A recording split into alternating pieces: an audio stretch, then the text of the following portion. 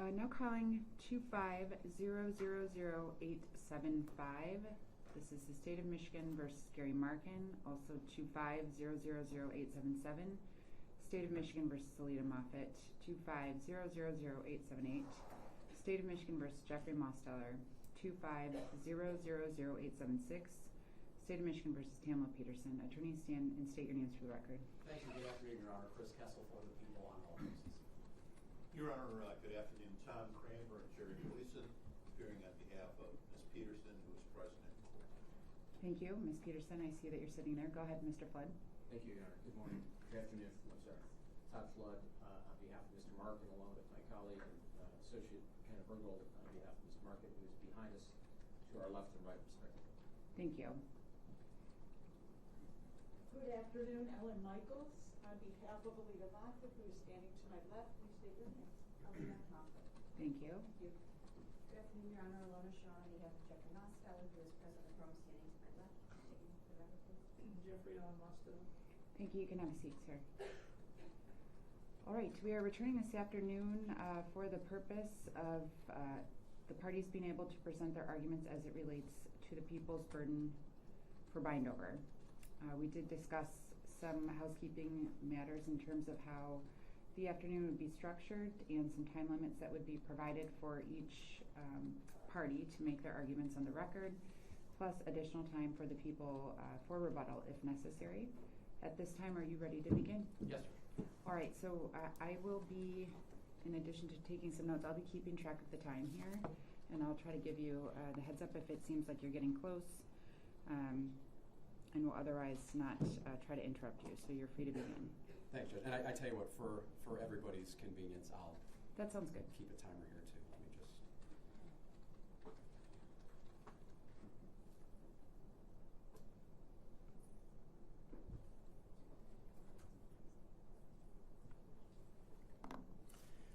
Okay, thank you, Judge. Your Honor, a preliminary exam is conducted to determine if there's probable cause to believe a defendant has committed a felony. Probable cause requires a quantum of evidence sufficient to cause a person of ordinary prudence and caution to conscientiously entertain a reasonable belief of the defendant's guilt. That's People v. Hawkins, 340 Mishap 155. To properly bind over a defendant, the district court needs to find evidence exists regarding each element of the crime charged or evidence from which the elements may be inferred.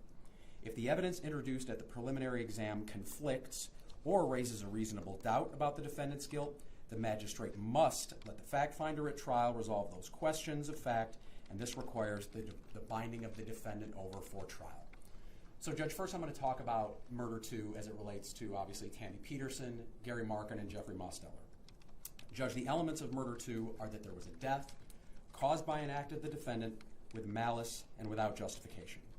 Now, Your Honor, obviously we know there was a death in this case. Thomas Cooper died in a fire at the Oxford Center on January 31st, 2025. That happened within the city of Troy in Oakland County. And I'm not particularly anticipating any arguments on justification, Judge, but I'll sort of hold that for rebuttal. So what I want to focus on is an act caused by the defendant and with malice. And I actually want to talk about malice first. Now, Judge, what's important to remember is what malice is not and what the people do not have to prove. We don't have to prove that any defendant or any combination is inherently a bad person. It doesn't require us to show that they intended to commit harm or had anything against Thomas Cooper or any other patient at the Oxford Center, which is good because really I don't think anyone thinks that's what the evidence shows. What we are required to prove, and what we believe the evidence does show, is that for the purpose of a depraved heart murder, which is the theory under which the people are proceeding, malice is the intent to do an act in the wanton and willful disregard of the likelihood that the natural tendency of such behavior is to cause death or great bodily harm. Now, depraved heart murder is a general intent crime, Judge, and that comes from People v. Gecky, 457-442. And it is not necessary, as I sort of referenced earlier, it's not necessary that a defendant intends to cause death or harm at all. The best line, I think, that helps us understand what malice is, Judge, also comes from Gecky, and that's at 466. The Supreme Court said, the intent to do an act in the obvious disregard of life-endangering consequences is a malicious intent. So was there an intent to do an act here, Judge? Yes, there was. There was an intent to make Thomas Cooper undergo hyperbaric treatment without wearing a grounding strap. Were there life-endangering consequences? Of course there was. There was a fire in this case, and there could have been, and we know now what a fire in a monoplace chamber means. And was there an obvious disregard of those risks? Again, yes, because the defendants were all individually and collectively aware of what those risks were, and yet they still forced Thomas Cooper to undergo this treatment without a grounding strap. Your Honor, part of the people's overarching theme in this case is what I can only really describe as the continuing and increasing disregard for safety standards as it relates to hyperbaric treatment. Despite what I'm sure counsel will argue and what they tried to present in their questioning, and despite what maybe some of the Oxford Center's own employees may have thought at one time, the fact is that the Oxford Center was not operating safely. It was not one of the best. It was not operating in accordance to the basic safety standards as laid out by a number of different sources that obviously we're going to talk about and obviously the court has heard. Specifically, Judge, Mr. McMullen, for example, testified that he, as a single tech, would operate 5 hyperbaric chambers at a time. And his actual line, Judge, and I appreciate the court letting video go on because we could pull what witnesses said from the various streams, not live streams, but streams. Mr. McMullen's line was, "I was not comfortable, but I was capable doing it." And that's important for 2 reasons, Judge. First, it shows that Mr. McMullen recognized that it was not safe for him to be treating 5 patients at once. But when he said he was capable of doing it, it's because he had spent so much time monitoring 5 chambers all by himself. Mr. McMullins knew that wasn't safe, and Mr. Berman confirmed that because in his testimony, he said it was a violation of the NFPA 99 to have 1 tech monitoring more than 2 chambers, and only 2 chambers if the control panels are facing inward, so that a person could be within arm's reach of each control panel in the case of an emergency. And Judge, we learned about some of these emergencies, not just fire, but seizures, lung punctures, other sorts of incidents. And it's very important for someone to be able to react quickly if there's an emergency. And if someone is over at chamber 4 or 5, they cannot possibly see what's going on in chamber 1. And when they ultimately do recognize there's an emergency, it's going to take valuable time, whether it is a fire or something, less serious, quote unquote, to get to where they need to be. That was obviously something that was happening with regularity at the Oxford Center. We've heard that the checking of the chamber ground is something to be done regularly, and yet Mr. Gang seemed unaware of that. Oh, just one moment. Of course, I'm Judge. sorry.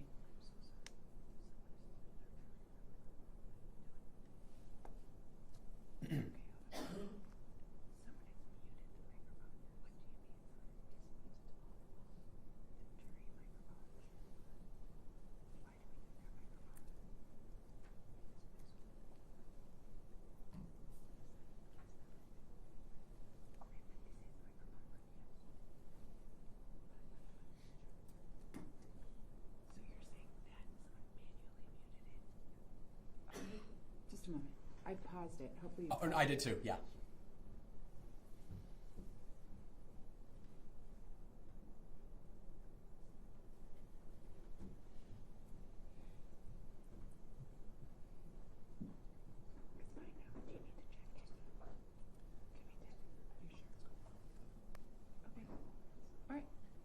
I apologize. I think we're ready to begin. Okay. There's a manual way to mute that microphone. I don't know that it was anybody that was over here, but just to be really careful of that device so we don't have that issue again, but we're good now. Go ahead. Okay, thanks, Judge. The check of the chamber grounding.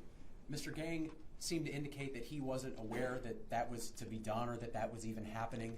And Mr. McMullen testified, Judge, as a tech at Oxford for years, he was completely unaware of that as a requirement. And it wasn't until Seacrest came in to install some new chambers that he learned about that. And at that point, he had to ask Mr. Markin. He said repeatedly, he and Mr. Haig asked repeatedly for a multimeter so that they could do these checks. So there wasn't even a multimeter in the building, Judge. So we know that these checks were not going on as they are supposed to be. In People's Exhibit 4, Judge, in Thomas Cooper's records, part of what's in those records is the disclaimer form. And both Mr. Berman and Mr. Malenchenko expressed surprise to see that the risk of fire was not included in the possible risks of hyperbaric treatment, even though we now know, and the defendants knew, that this is the most serious risk for reasons that we'll obviously be talking about later. The form didn't also include the possibility of seizures, which, as Mr. Malenchenko, as Mr. Berman, as Mr. McMullen also testified, was something that people know is a risk. So their own paperwork does not live up to this high standard to which they claim. The Chambers judge are supposed to be serviced every year, give or take, okay? 14 months, I don't think anyone has a problem with that. But their service for maintenance, their service for safety. And the Chamber in this case was not serviced for over 2 years before the explosion took place. The last service of this Chamber, and I'm coming from People's Exhibit 10, Your Honor, the last service date was 12/2/22, December 2nd, 2022. And this explosion happened January 31st, 2025. So 2 years this Chamber went without service, which was known to at least Tamela Peterson, Judge. Mr. McMullen told us that he walked in early one morning and found Mr. Markin with the control panel open on a chamber, and he was manipulating the dive counter. And when he asked Mr. Markin why he was doing it, the explanation was something along the lines of he was dialing it back so it could accurately represent the number of dives that had taken place. And when I asked Mr. Berman, is there any reason, any legitimate reason that someone should be messing around with the dive counter? And he said there's no legitimate reason to be doing that because those things should not be touched, Judge. Those dive counters should not be rolled back. And yet, there is Gary Markin doing it. Finally, Judge, with respect to safety pauses, and I know Ms. Sharon asked Detective Whiteside about what he thought a safety pause meant and whether or not a safety pause was really taking place. There was some back and forth about that. But what I will note, Judge, is that Mr. Berman and Mr. Malenchenko both had an opportunity to view the entire treatment with volume. And both of them testified and put in their report that there was not a safety pause in this case. Mr. Berman specifically said that a safety pause should include a physical pat-down. And that is something that Detective Whiteside, he thought should happen based on his experience as a police officer. But now we know that that is supposed to happen, and we know that those pat-downs were not taking place. And Mr. Malenchenko, in his report at page 8, that's People's Exhibit 7, said, while watching the video, the author did not observe that a pre-therapy safety timeout check was done or documented. So, Judge, that is the lens through which the people are asking the court look at this case. We know what people say is going on, right? But what we have learned about what is really going on is that the Oxford Center does not operate safely, and they disregard safety precautions. And that's how I'd like the court to consider, like I said, what is the ultimate question is, did the defendants knowingly and obviously disregard life-endangering consequences? Put another way, were they aware of the rules? Were they aware of the risks for not following the rules? And did they ignore them both? And the answer is yes. Now, Your Honor, we heard about 3 different sets of rules. And the first one I'll talk about is the NFPA, the National Fire Protection Association. This is essentially, Judge, a sort of national fire code. But more specifically, as Mr. Berman testified, it has been adopted in the state of Michigan. The NFPA 99 is specifically about healthcare facilities, and Chapter 14 is specifically about hyperbaric facilities. And I'm pulling this language, Judge, from Mr. Malenchenko's report. Again, that's People's Exhibit 7. In Chapter 14, Section 3, well, I guess it's 14.3.1.6.3.2. In Class A and Class B chambers, Class B being monoplace, Judge, in Class A and Class B chambers with atmospheres containing more than 23.5% oxygen by volume, electrical grounding of the patient shall be ensured by the provision of a high impedance conductive pathway in contact with the patient's skin. A grounding strap, Judge, a grounding strap shall be used. The next section, ending in point 3, prior to each hyperbaric treatment, a pre-treatment safety check to identify and remove prohibited items shall be performed and documented by a qualified person. And finally, Judge, Section 14.3.4.6 says that patient ground shall be verified in Class B chambers prior to each chamber operation. So that is the fire code, Judge. You have to wear grounding straps, there have to be safety pauses, and patient ground cannot just be assumed, it has to actually be checked every time. The next set of rules, Judge, is the Seacrest Manual, and I'm specifically going to refer to People's Exhibit 5, which is the one that was recovered from the Oxford Center, I believe, by Detective Trigger. What it first tells us, Judge, is to ensure the safety of the patient and staff. The guidelines of the NFPA 99 Healthcare Facilities Code should be followed, enforced, and documented. The following precautions must strictly be followed as part of the safety plan for the hyperbaric facility. So the Seacrest people are telling you, you have to follow the NFPA 99. Garments fabricated of 100% cotton or a blend of cotton and polyester fabric containing no more than 50% polyester are allowed inside the chamber, pursuant to the NFP 99. Why? Because as the manual tells us, wool and synthetic materials generally contribute more to static production than cotton. So we've got the NFPA 99 in both of these sections, Judge, and we know now that 100% polyester, anything, should not be in that chamber. Warning, Judge. A warning means there's a possibility of personal injury or death to the operator and or patient. Multiple places, Judge. Warning. The presence of pure oxygen under pressure causes any spark or flame to burn with magnified intensity. I think the meaning there is obvious, Judge. Safety features and procedures. This is at page 26. There's a whole section on safety. And within that section, Judge, at page 33, there is a whole section on patient grounding with figures and diagrams and photographs explaining how exactly this is to be done. The manual says, ensure the patient is grounded prior to starting each treatment. And to do that, step 1, wear wrist strap. And then there's a step-by-step, Judge, explaining how the strap is put on and how to make sure that it is working safely, just like it tells us in the NFPA 99. Now, why do we do all this stuff? Well, the next page tells us, Judge. Warning. Only patient grounding systems that are equal or better than the required standard should be utilized. The use of an unauthorized patient grounding system may introduce dangerous levels of static electricity and or allow increased potential of electric shock. So we do all these things to make sure that this kind of thing, Judge, does not happen. And finally, caution. Before using the chamber, ensure the patient grounding assembly is in proper working condition. Verify the continuity between the wrist strap and the chamber ground lug located on the back of the chamber. So again, make sure the patient is grounded and make sure the bracelet is grounded, Judge. So we have the NFPA 99, we have the Seacrest Manual, and finally, Judge, we have the Oxford Center's own training material, Exhibit 12A through E. All of these materials were recovered from the Oxford Center in Troy. And these were the materials that were taught to Mr. Gang, Mr. McMullen, and Ms. Hosey. The nitty-gritty manual, that's People's 12A. And I'm quoting, in the event of a fire in a monoplace chamber filled with 100% oxygen, it must be noted that there is not a realistic chance that the patient inside the chamber will survive. Given this stark reality, then, the bulk of operational effort must be concentrated on prevention of fire and to eliminating ahead of therapy to the greatest possible extent a fire from ever starting.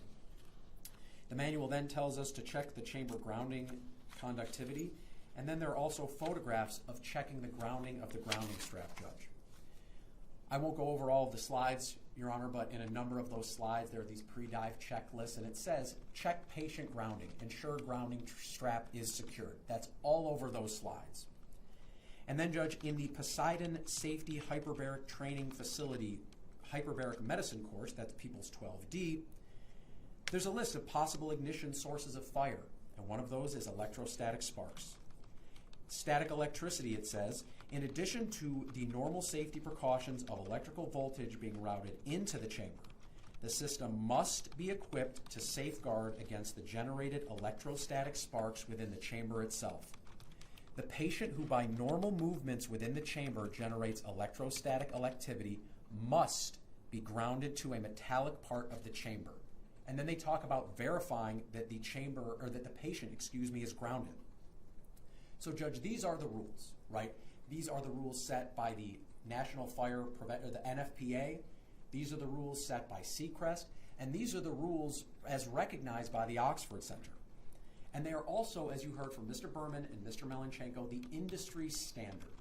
Mr. Berman said he's traveled all over the world. He's been to 215 different hyperbaric facilities, and he has never seen a place operating without grounding straps.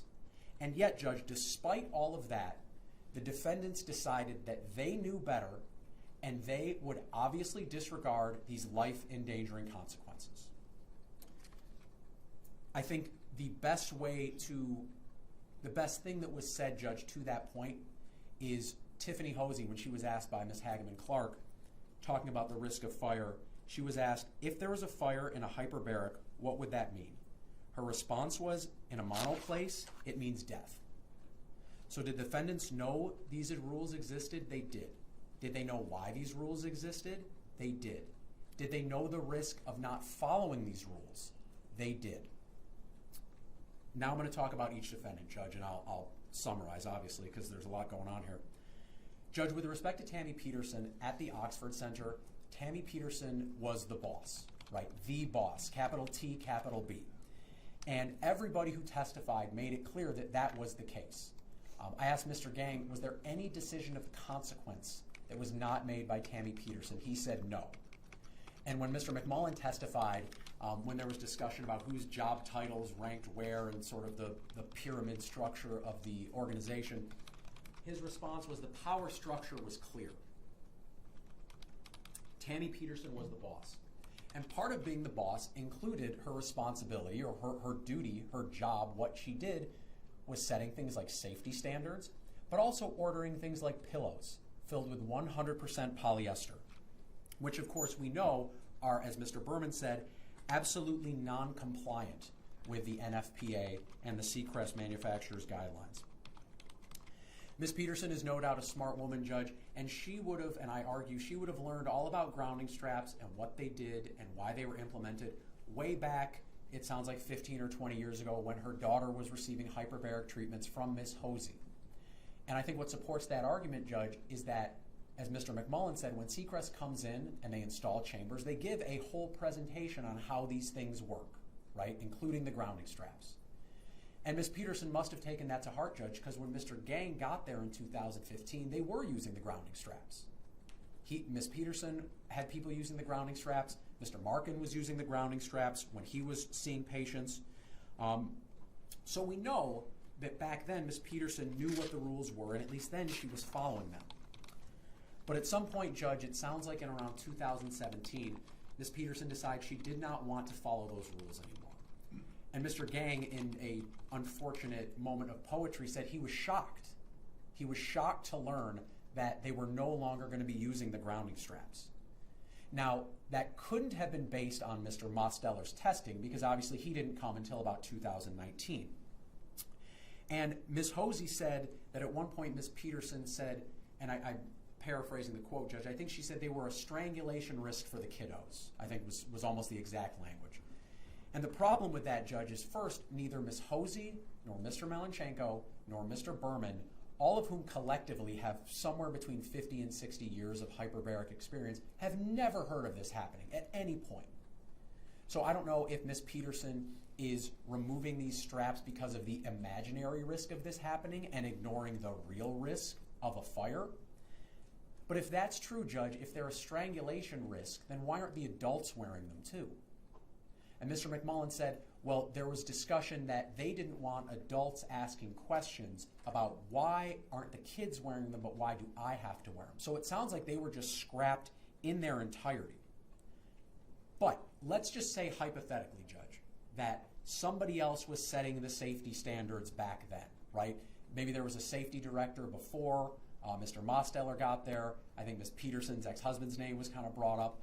But Judge, what we know for a fact is that both Mr. McMullen and Ms. Hosey both went to Tammy Peterson and told her, this is unsafe, this is not the way you're supposed to be doing things.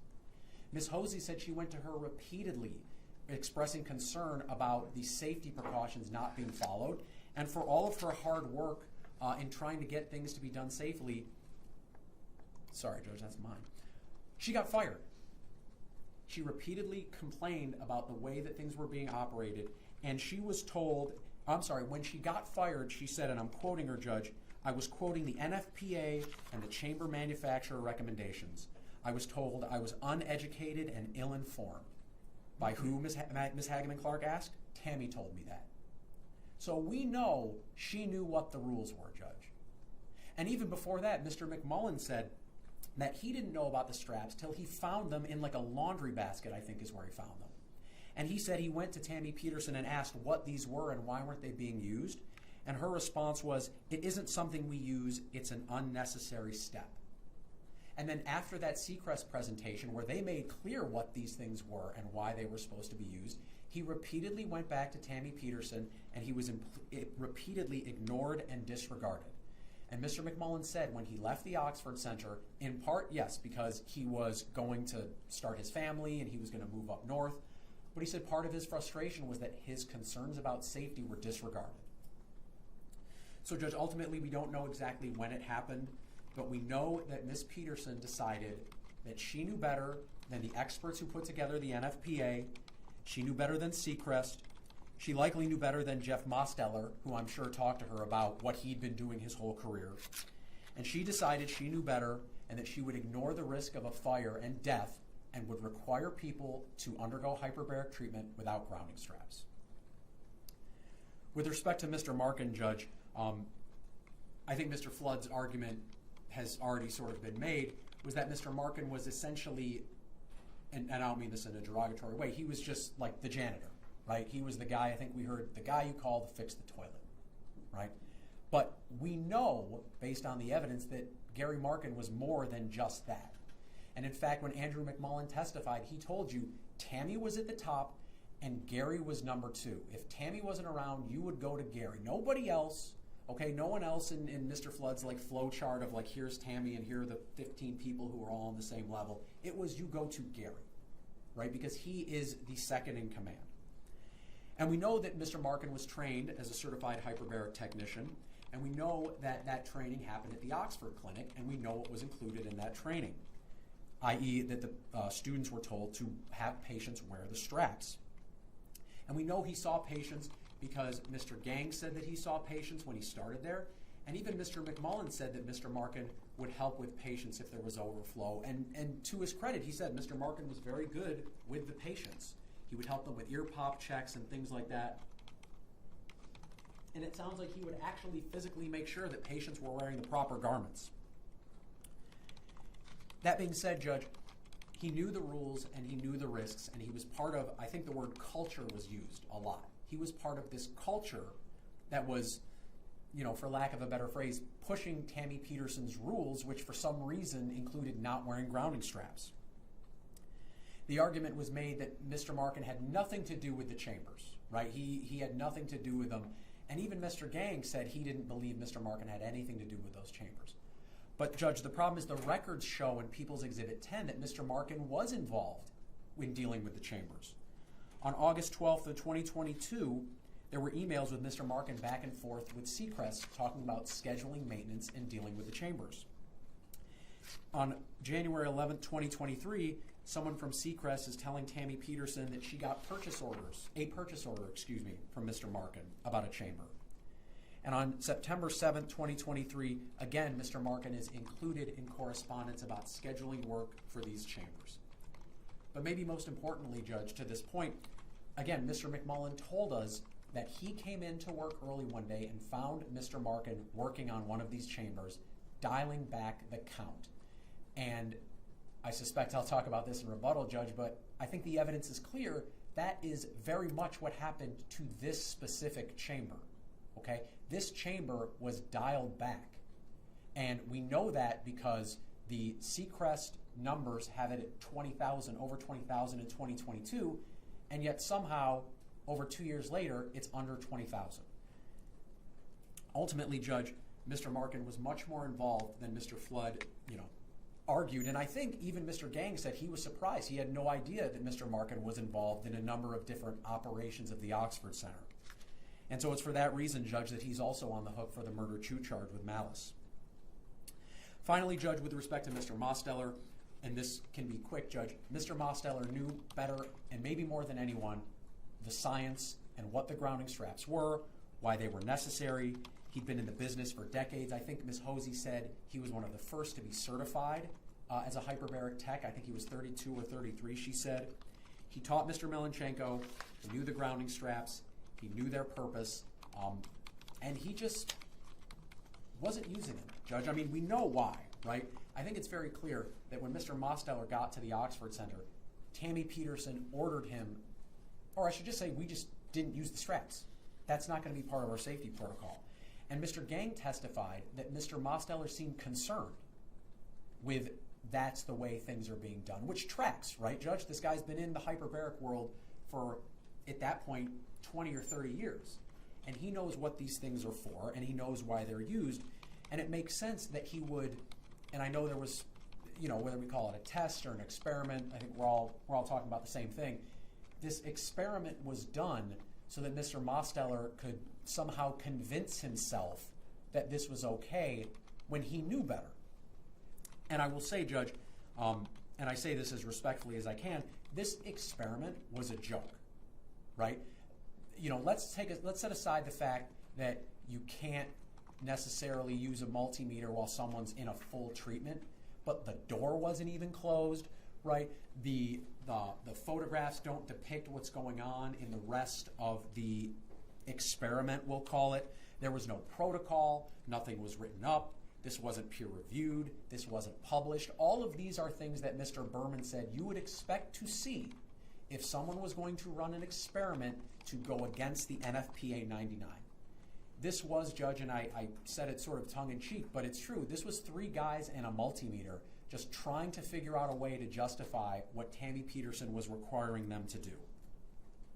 But we also know, Judge, that Ms. Hosey testified that she took her concerns to Jeff Mosteller too, and she was disregarded or ignored, or just her concerns were set aside. Now, Judge, I will add this. We know that static electricity is created because of friction, and because, as we now know, because of the stripping of electrons. So maybe if a 65-year-old man or woman was told to lie there in a chamber, and even Mr. Melenchenko and Mr. Berman said they would never do this. But hypothetically speaking, someone could lay there and maybe cross their arms and just do their best not to move, and maybe there wouldn't be a risk there, right? As great a risk. But the problem is, Judge, Thomas Cooper is not that patient. He was a 5-year-old boy who was diagnosed with ADHD, and in his record it says he's hyperactive.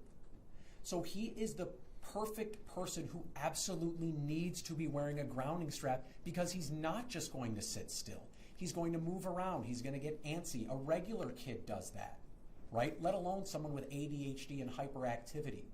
So because the defendants knew how static electricity is generated, and because they knew that this particular boy would have been at a higher risk for this exact kind of thing to happen, Judge, that's what the court has to think of. Not just anybody, but this particular young man who is the perfect candidate for the creation of static electricity in an environment which, as we'll discuss, is the perfect place for static electricity to form.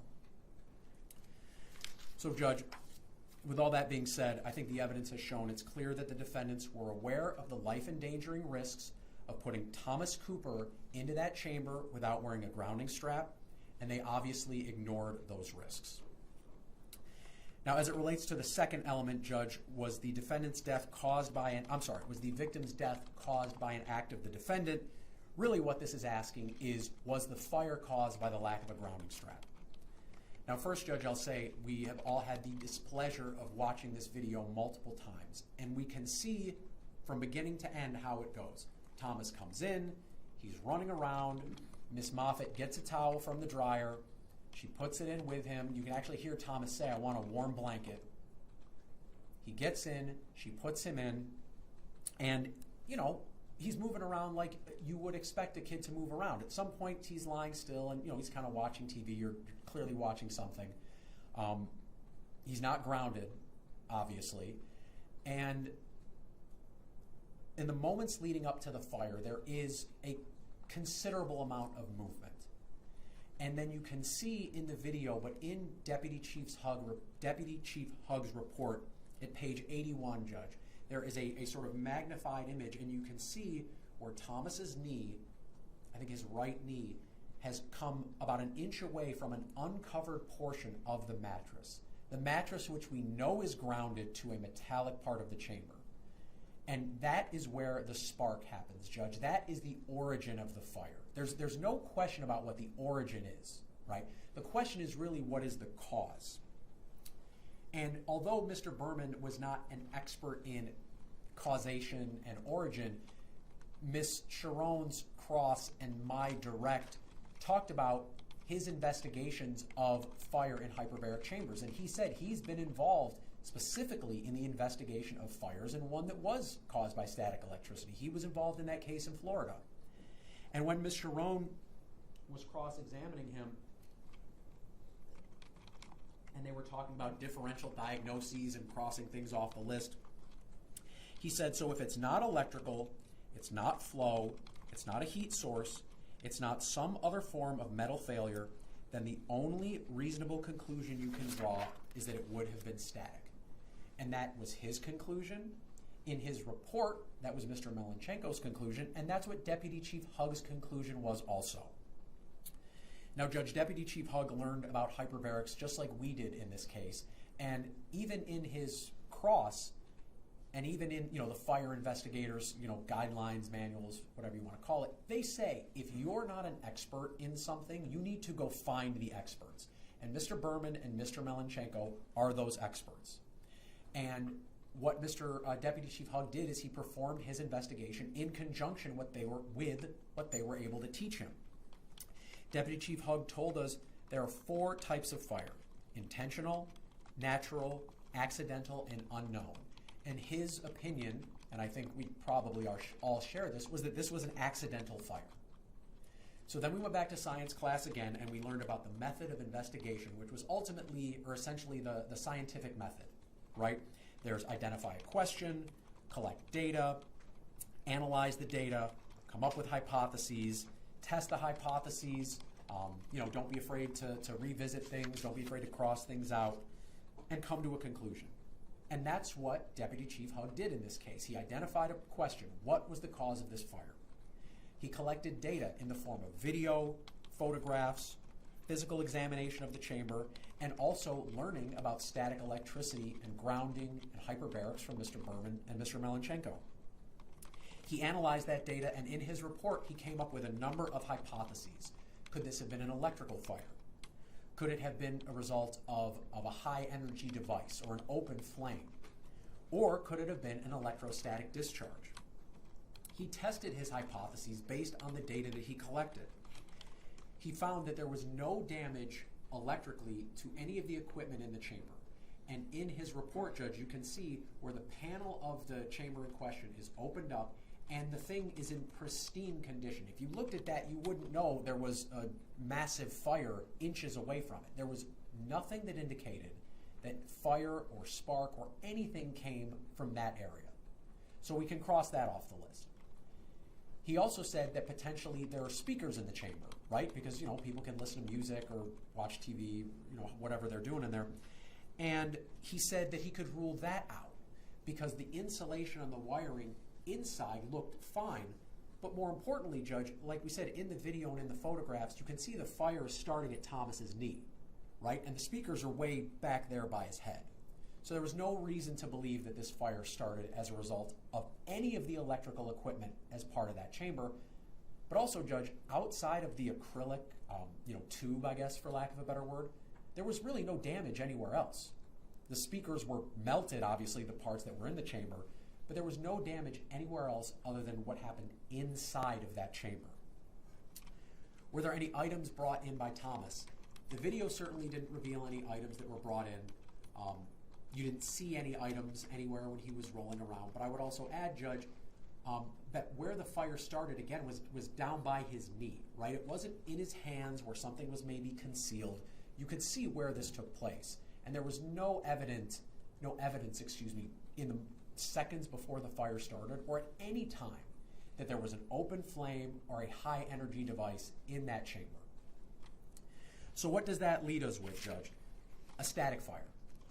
And Deputy Chief Hogg, said that there are 5 things needed for a static-induced fire.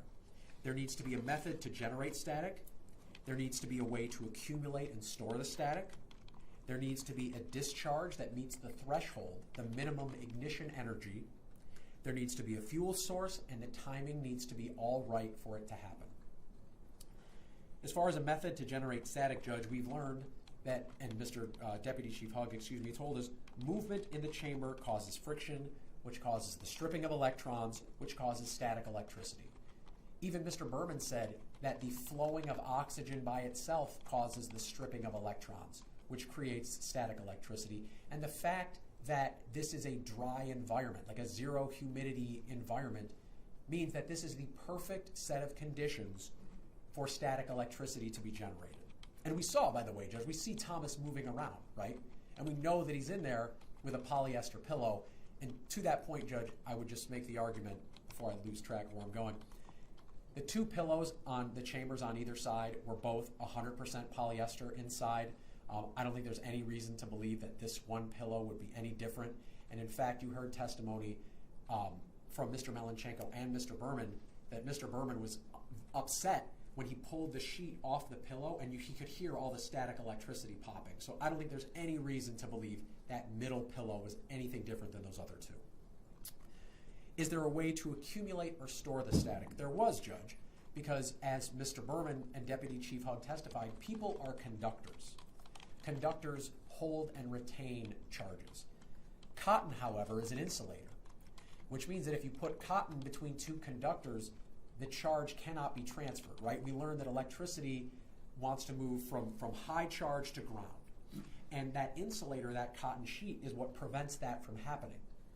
And so because human beings, as I'm sure you've experienced in your house in the last few days, Judge, when it's cold out, and there's no humidity in the air, and you walk around and you touch a light switch, you get shocked, right? We know we conduct and hold charges. So we know that factor's been met. And we know that Thomas Cooper was not grounded by any legitimate standard. There was a discharge. We saw the discharge, Judge. And it's important to note that discharge has to meet, again, and I'm repeating myself, I'm sorry, but this is important because of what Mr. McMullen said. The discharge has to meet the minimum ignition energy, which means that there has to be enough energy in that spark to cause ignition. And the reason that's important, Judge, is Mr. McMullen said at one point a patient said to him, I got a shock while I was inside this chamber. And that person does not know, and it's probably better they don't, does not know how lucky they are that they did not die in that chamber. Because the only reason they didn't is there was not enough energy in that spark to cause ignition.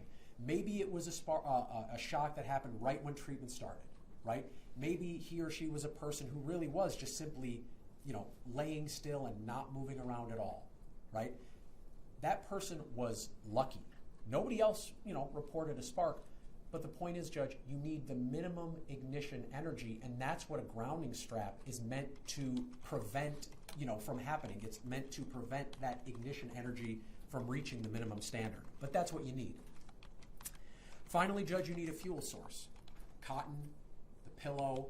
Unfortunately, Thomas was a fuel source.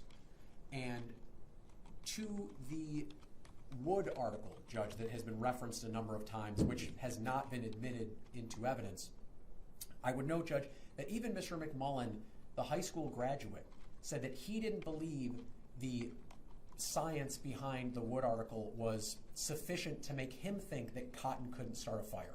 Because they said it didn't include things like lint or frayed cotton, things like that. And Mr. Berman and Mr. Melanchenko both agreed, by the way, that article does not stand for the fact that people should not be grounded, right? The article you heard references grounding in numerous places. So we know there's fuel, Judge. And finally, the timing was all right, and we saw that unfortunately, Judge, the timing was all just right. And so, Judge, despite what I am sure Mr. Cranmer is going to very eloquently argue, ultimately the cause of this fire is a question of fact for the trier of fact.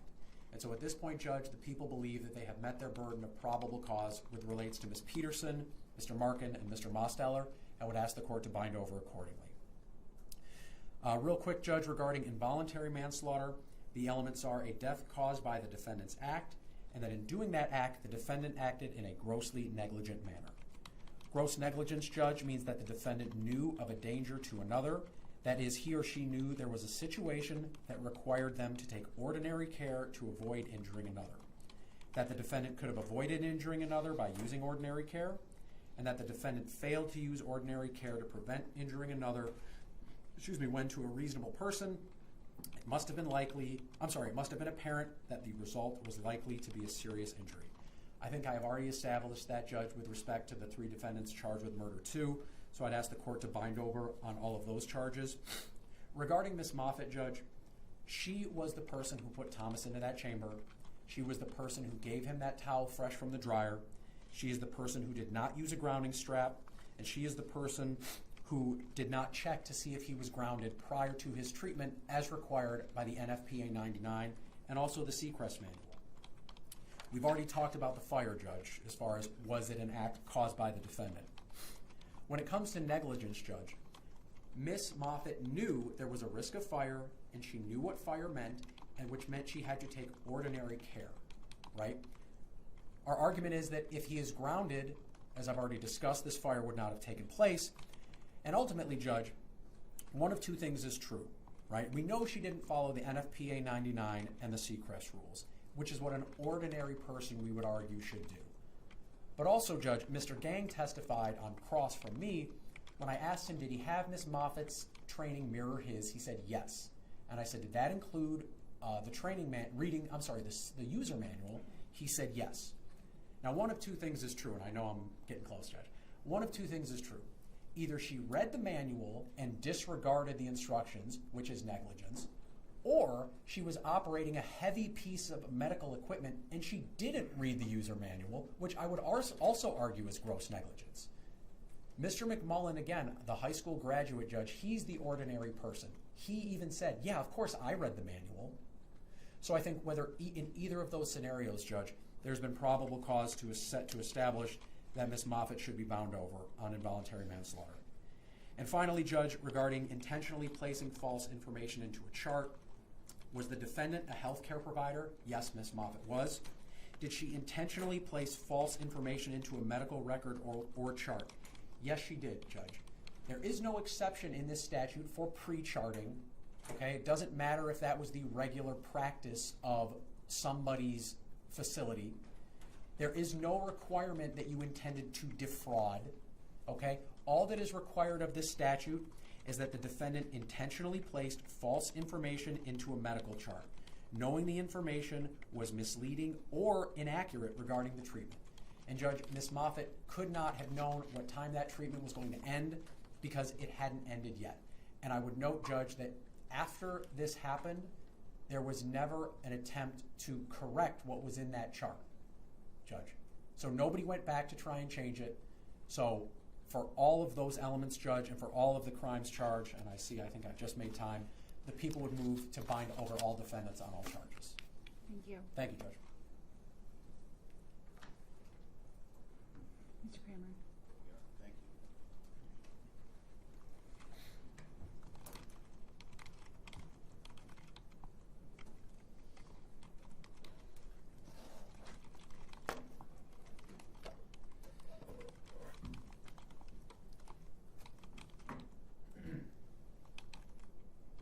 Set, Your Honor? I'm sorry, yes. I was just trying to finalize my notes, but thank you for reminding me to reset the time. So you're free to begin. That's fine.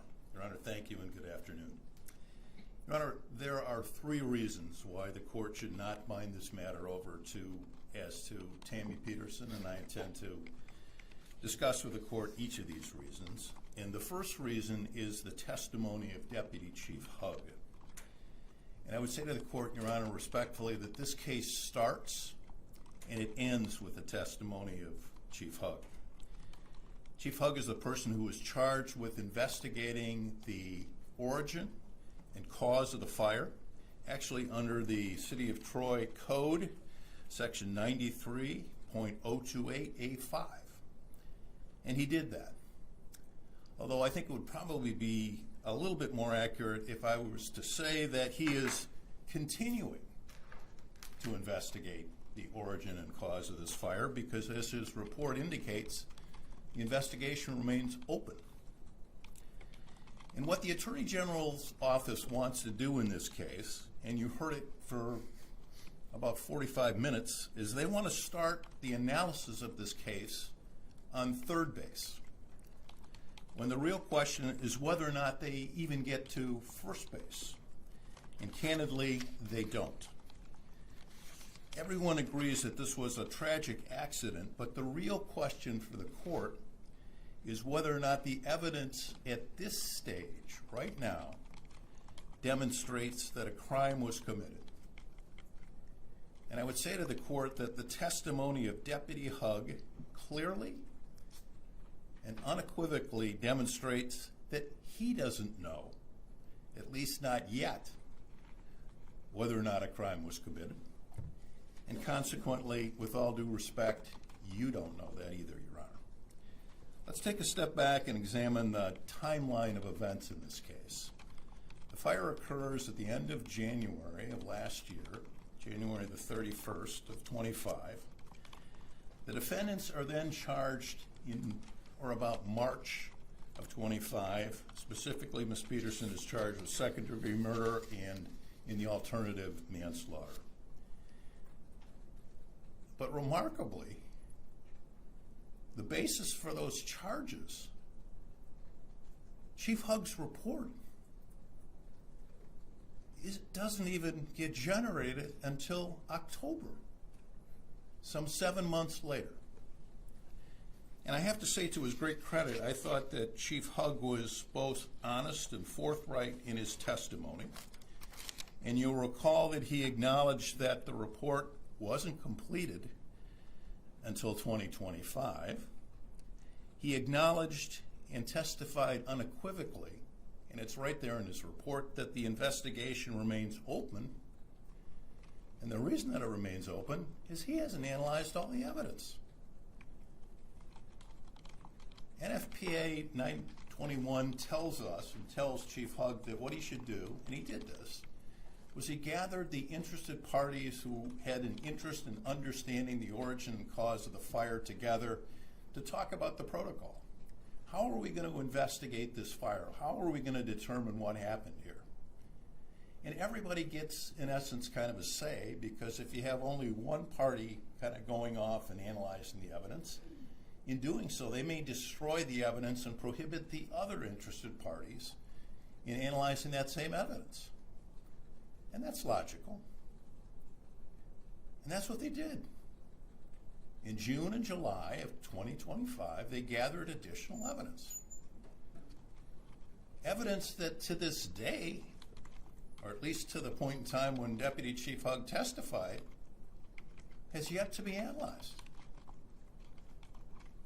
And you can't say, well, we had enough evidence. We knew what the cause and origin was. Well, number one, that's a violation, a clear violation of 921, but it's a violation of logic.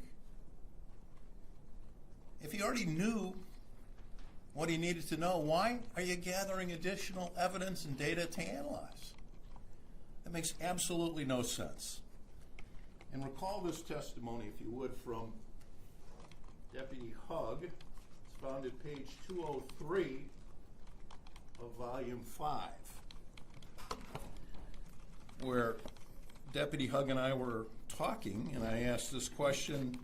We talked a little bit about this idea of potentially taking a sample of the oxygen in the cylinder. Do you recall that? Answer, yes. And developing that protocol and what have you, and is a reason that it would be important, is that an impurity in the oxygen potentially could have some relationship to this fire. True? That's a possibility. Right. And that's one of the reasons that you want to have it tested. Isn't that true? Yes. So you can't, at this point, as you're sitting there in that witness chair right now, you can't rule out as a potential cause to some extent of the fire, right? Specifically, no. And of course that makes sense. If you're going to gather evidence that may have an influence on your opinion, you have to analyze it. And that wasn't done in this case. And Deputy Chief Hugg talked about this when we had a discussion about the scientific methodology that NFPA requires. And again, let's go back to his testimony found at pages 188 and 189. Here's what he said.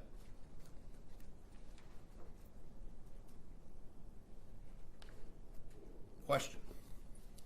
So even with all of these years and years of investigating fires, in this particular instance, you're a relative novice as far as your fire investigation goes because you hadn't investigated one like this before. True?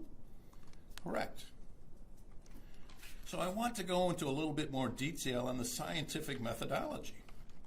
And I think you told us that there are basically 7 components to it. True? Yes. And the first is you have to recognize the problem, right? Yes. And then you have to define the problem. True? Yes. And then you have to collect data, right? Yes.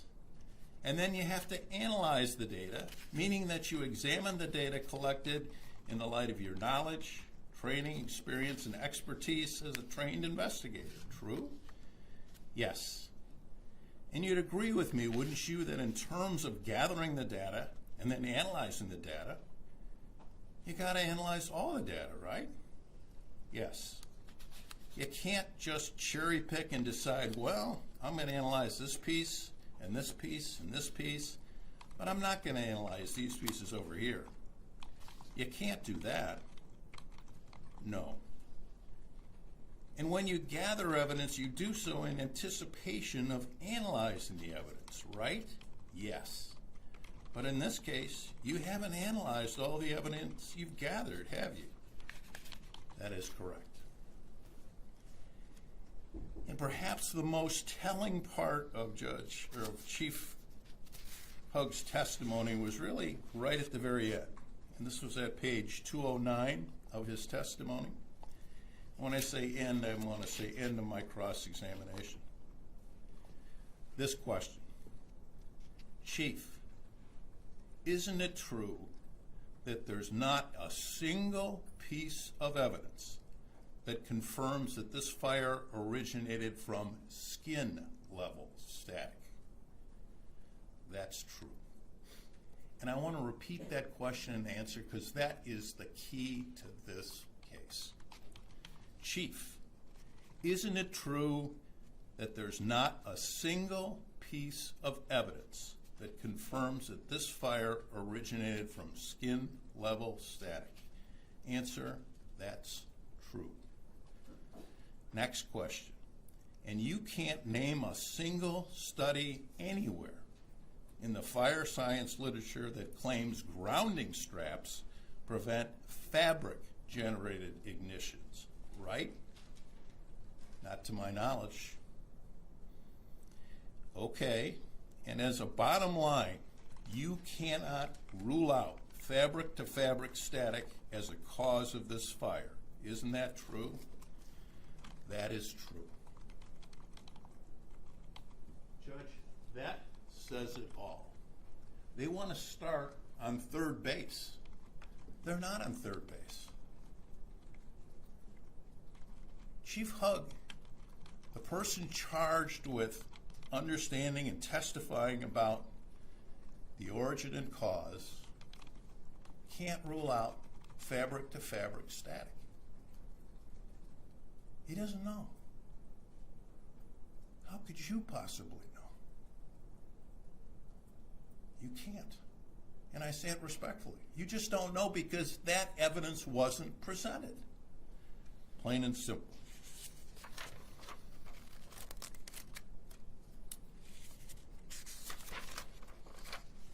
Your Honor, the second reason that the court shouldn't bind this matter over is that what the people have done, and you heard it quite directly from Mr. Kessel, is they charged Ms. Peterson with what I call a status offense. What's the reason? What's the number one reason the people cite for charging Ms. Peterson? Well, because she was the boss. Capital T, capital B. And because she is the CEO, that means, according to them, she was responsible for the death of Thomas Cooper. And Your Honor, that simply isn't the law in Michigan. It's never been the law in Michigan. And the unfortunate truth is that patients die every day in hospitals across the country. Sometimes those deaths are the result of a doctor's or a surgeon's negligence. Sometimes even the doctor's gross negligence. But that doesn't mean that the CEO of a hospital gets charged with murder. And I want you to think for a moment about the Boeing 737 situation where the company introduced a guidance control system without adequate pilot training or explanation to the pilots of how the system really works. The CEO of Boeing wasn't charged criminally, nor were any of the other senior executive team members, merely because they were, quote unquote, in charge. What we heard from the testimony is that Ms. Peterson supposedly initially made the decision that the grounding straps weren't necessary. And I agree with Mr. Kessel that I think the evidence indicated, according to Mr. Gang, that when he first came in 2015, the grounding straps were being used, and perhaps sometime in 2017, a decision was made that they were no longer necessary or had never been necessary. And while I disagree that at the end of the day the facts are going to show that Ms. Peterson made that decision, that's what the testimony was at the exam, and for the purposes of the exam I have to accept it, and I do. But once Ms. Peterson hires a safety director, Mr. Mosteller, things change dramatically. He's now the person in charge of making those decisions, just as I think Mr. Berman and Mr. Malenchenko testified. Tammy Peterson had every reason and every right to rely upon the opinion of Mr. Mosteller. I think the record was clear that he's experienced in hyperbarics. He'd been trained in the field. And for goodness sakes, that's his job. He's the safety director. His job is to ensure that the dives were done safely. And I think to Mr. Mosteller's credit, he doesn't just accept what the practice had been regarding not using grounding straps. As I recall the testimony, I think he did some of his own research on the topic. And most importantly, he had conducted an experiment with Mr. Gang about this whole issue of grounding straps. And he concludes or reaffirms that, at least in his view, in his judgment, the grounding straps are not necessary. And how could you possibly argue that Mr. Mosteller's conclusion that grounding straps weren't necessary was not his honest belief? It may prove at the end of the day that this was a mistaken belief, perhaps. And I'll even concede that for the sake of the argument. But there's nothing to suggest that that wasn't his honest belief in terms of the experiment and his own analysis of the situation. And logic would compel the conclusion that this was in fact his honest belief, and for that matter, Tammy Peterson's as well. And why is that? Well, the reason for that, as I think the court already knows, is the record is replete with testimony that Ms. Peterson, members of her family, including herself and her father, who dove daily, didn't use grounding straps for their dives. Same is true, I believe, for Mr. Mosteller for his own dives. Why would anyone do that except upon an honest belief that they weren't necessary? What other conclusion could there be? There's no testimony that not wearing a grounding strap was somehow an economic savings. No evidence that somehow it costs less. No evidence that there was a time savings in terms of not using the grounding straps. The only logical explanation, and I mean only logical explanation, is that the defendants, Ms. Peterson and Mr. Mosteller in particular, had an honest belief that they weren't necessary. I don't know how you could possibly interpret the evidence any differently. And that honest belief, Your Honor, absolutely negates the mens rea of second-degree murder, which I'll discuss more in just a moment. And again, why in the world would a person knowingly go into a hyperbaric chamber without a grounding strap unless they thought it was safe? You haven't heard any argument from the people that answers that question, and respectfully, I don't think you will.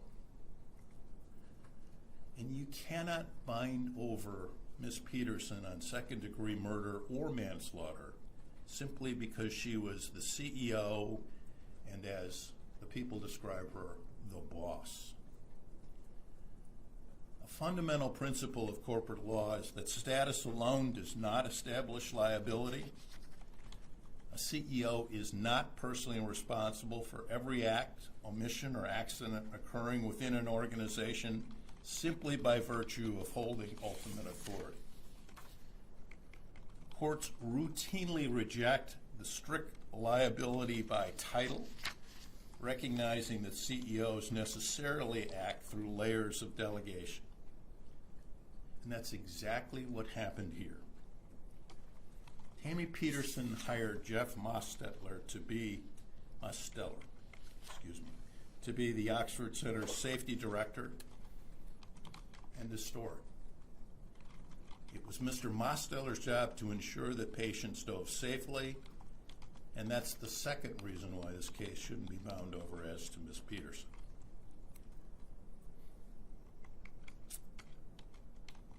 And third, Your Honor, even if the court were to discount or disregard the arguments I've made, the court can't possibly bind this matter over on a second-degree murder charge as to the defendants, and certainly not as to Ms. Peterson. Here's what the Michigan criminal jury instructions say about the elements for second-degree murder, and Mr. Kessel spoke a little bit about this. I want to talk about it in more detail, however. Second-degree murder. The people must prove the elements of depraved heart murder. Those elements are the following: that Ms. Peterson caused the death of Thomas Cooper by, the second element, knowingly creating a very high risk of death or great bodily harm, knowing that death or such harm would be the likely result of her actions. How in the world could the people argue that Tammy knowingly created a very high risk of death when she herself dove without using grounding straps? How could you do that? How can you even make that argument? Unless you're suggesting that she had a suicidal bent. There's been no evidence of that. That makes absolutely no sense. Now, they can argue all day long that she was wrong in her analysis, that she didn't do enough research. I'll accept all those arguments.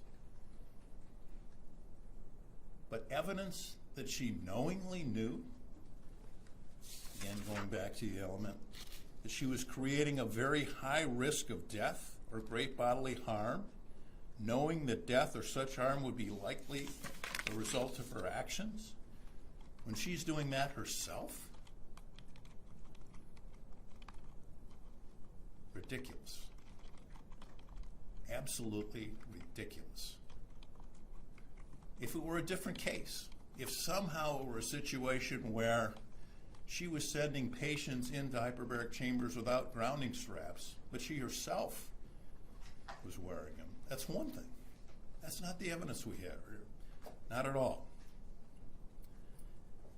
And from the cases I've examined, it appears that the Michigan Supreme Court has not decided whether an objective or subjective standard applies for the purposes of judging a defendant's awareness of death or great bodily harm. Mr. Kessel cited the Gecki case, and I would urge the court to take a look at that case because I think it's a helpful case to the defense. But it really doesn't matter, Your Honor, whether the court or the Michigan Supreme Court uses an objective standard or subjective standard to analyze Ms. Peterson's conduct here. Because under either standard, they don't meet their burden. The depraved heart murder case law describes a defendant's knowledge of danger using words like natural tendency, obvious, likely, and in what a reasonable person would objectively understand. You simply don't have that evidence here in this case. And when I say you don't have the evidence, I mean you don't have the evidence beyond a probable cause standard. There's no evidence of that because the logic is inescapable. She would not have put her own family members in jeopardy, other members of the Oxford Center, herself in jeopardy, if she had the knowledge required for second-degree murder. And, Your Honor, for each of these reasons, this court should not and cannot, I say respectfully to the court, bind this matter over to the circuit court. Thank you. Thank you. We are back on the record in these matters, and I believe that we are ready to begin with argument on behalf of Mr. Markin by Mr. Flood. Mr. Flood, are you ready? I am. All right, if you can just give me a moment here. Sure. Reconfigure. And you can begin. Thank you, Judge. I know the court listened to all the testimony and took copious notes. I'm going to do my best to just go through some of these things and facts to rebut or show an avalanche of evidence that I don't even know why my client's in this courtroom. Be candid and respectful. Your Honor, before Mr. Flood starts, I just wanted to join the Zoom. I'm not Oh, I apologize. Then let us pause you for a moment because I do want to make sure that we actually have her in a position where she's ready to go. So Sure. We don't have to disrupt you again. Hold on. Sure. Hannah, sit up here, Hannah. Sit up here so you can see it.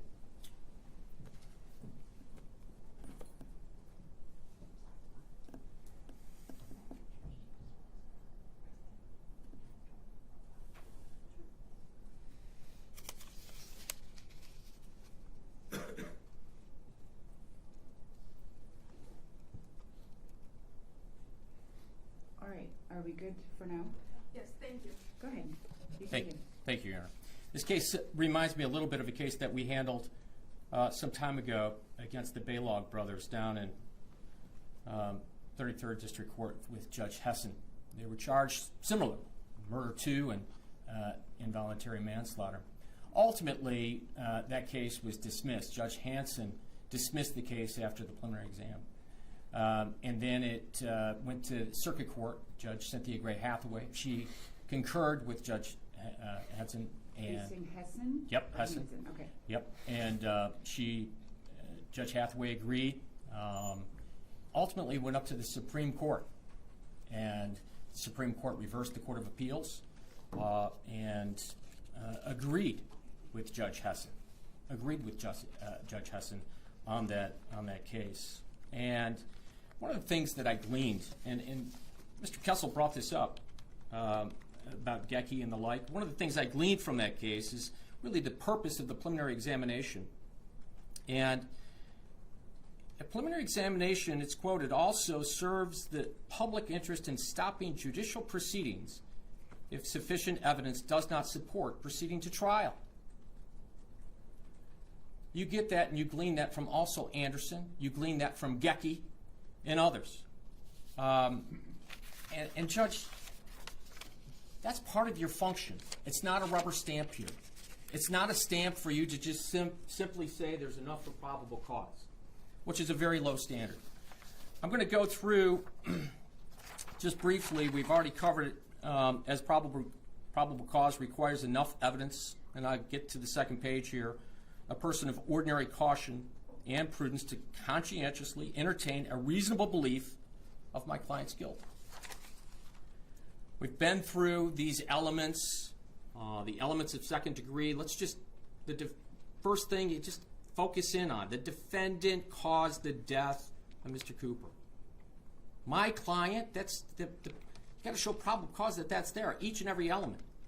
2, that the defendant had one of these 3 states of mind: an intended to kill him, or he intended to do great bodily harm to Mr. Cooper, or he knowingly created a very high risk of death or great bodily harm, knowing that death or such harm would be the likely results of his actions. We get into involuntary manslaughter. I just briefly touch on it, Judge. Again, you got to have that causation. But when you look at that first prong, it says by failing to properly maintain or allowing improper or an unsafe operation of the hyperbaric chamber. My client's not in charge of that. There's no part of that my client's in charge of. 2, by failing to properly maintain or allowing improper and unsafe operation of the hyperbaric chamber, my defendant had to act in a grossly negligent manner. Gross negligence means more than carelessness. It means a willfully disregarding the results to others that might follow from an act or failure to act. In order to find that the defendant was grossly negligent, you must find each of the following 3 things, and that's the jury instruction beyond a reasonable doubt, but it talks about 1, that the defendant knew of the danger to another. This evidence, there's none. There's 0 of that.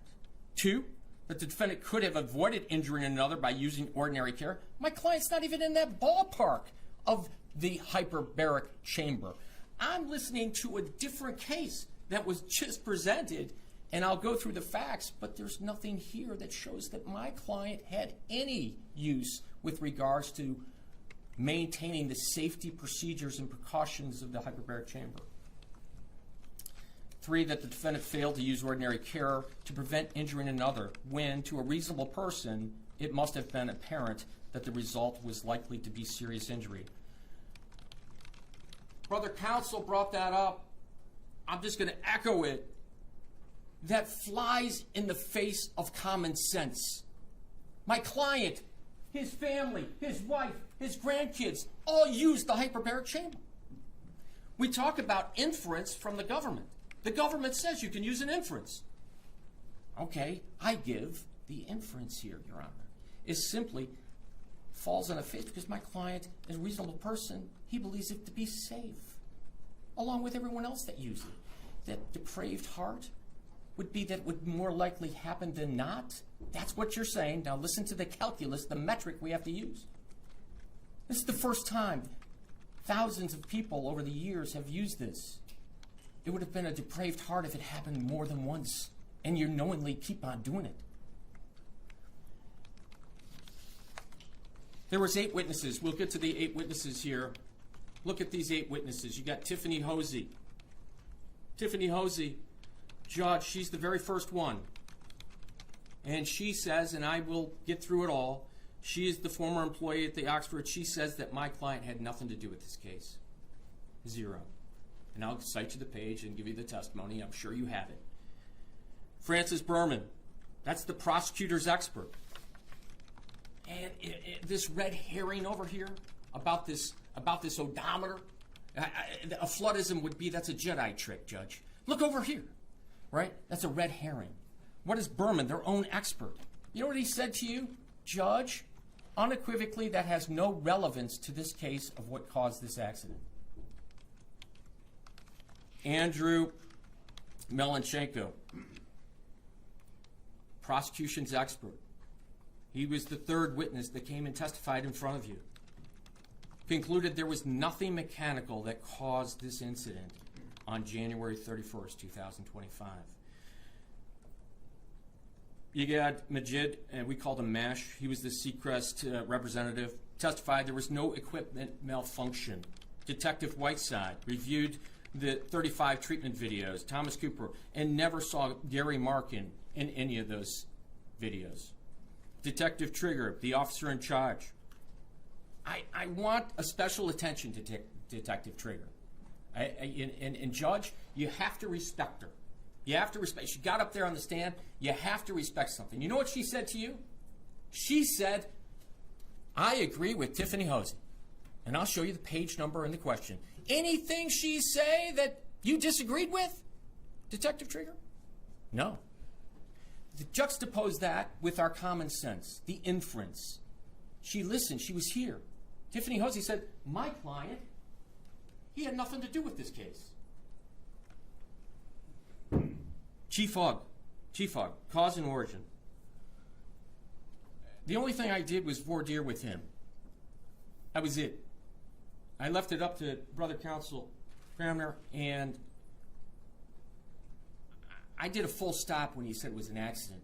And then I did a full stop when he said, hey, listen, the genius of these questions, a shock can happen from acrylic to cloth, cloth to cloth, and human to acrylic, right?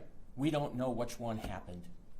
We have no clue. So give me 2 full stops with Chief Hogg. Andrew McMullen, I'll go through him. He's the red herring, but actually he said, hey, listen, Gary was more into construction, carpentry. As a matter of fact, he went to his toolbox.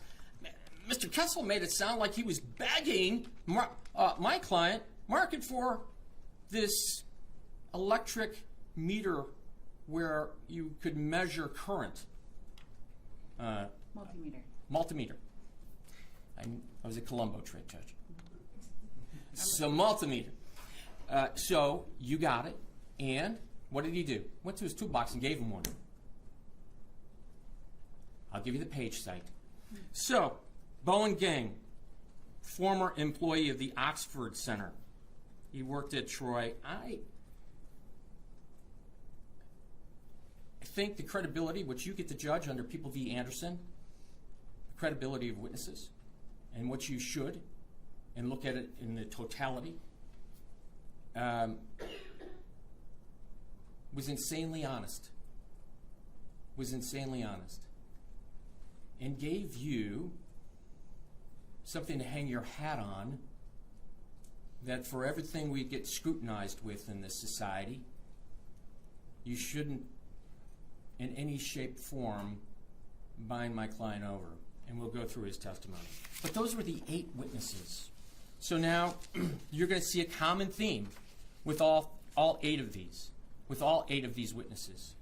And the common theme is you rule out that of Gary Markin. Tiffany Hosey, this is the prosecution's witness, Judge. This is, and you remember, prosecution did direct. This is on volume 1, page 34, lines 20 through 21. What type of work did Gary Markin do there at Central? He was a facilities management. Okay, right, so keep on going.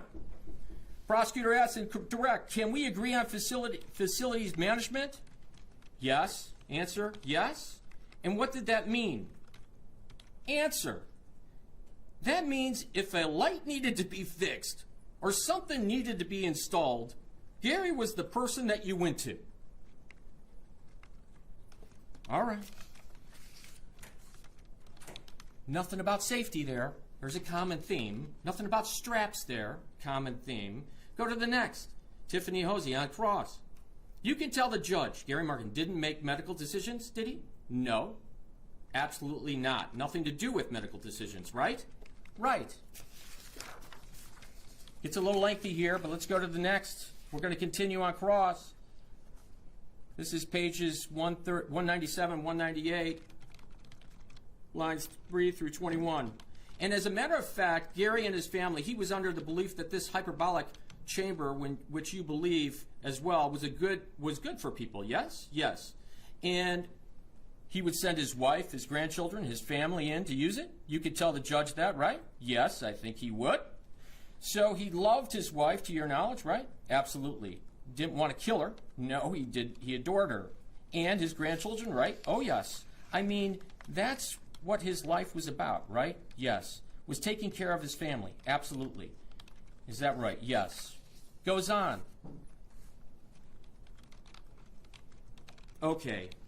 So this tragic, ugly, tragic accident for which we're here today, you can tell this judge unequivocally, under oath, that he had nothing to do with that. Correct? Correct. 0. You can do a full stop there if you wanted to as a district court judge under Anderson and other, it's a prodigy. You can say, I believe her, and there's not enough to establish probable cause to believe that my client committed a crime. That's what the Supreme Court talks about within Baylaw. That's what Anderson, you have that ability to do that. There's their witness, their star witness. And what they wanted to do was not what their press conferences were about. They wanted to fit a square peg in a round hole. And the evidence came out that that wouldn't work. And no witness here established. But their star witness, they started off with, Tiffany Hosey tells you my client had nothing to do with this case. It goes on. Yeah, and you told Detective Trigger that. Mr. Markin doesn't have anything to do with this, in essence. You told her that, right? Yes, sure. Mr. Markin gave support, love, help, but had nothing to do with this tragic accident to your knowledge, correct? Yes. That's the testimony. Lines 16 through 18, page 200 of volume 1. I cite all of this from the 4 corners of the transcripts. So that gives me Tiffany Hosey. I'm just going to briefly go through Francis Berman. He's in volume 2, page 124, 6 through 10. This red herring over here, please stay away from it because it's not competent evidence. But what does Francis Berman say? An odometer. You know what an odometer is? It counts the number of cycles that the chambers go through. Yes. That has no relevance or bearing to this case, does it? No. So, Judge, even if you wanted to say some other act was out there, it has no bearing or relevance according to their expert on this case. Well, at least that's what the testimony was. And that's what we have to judge our decision on, based on the 4 corners of the transcript.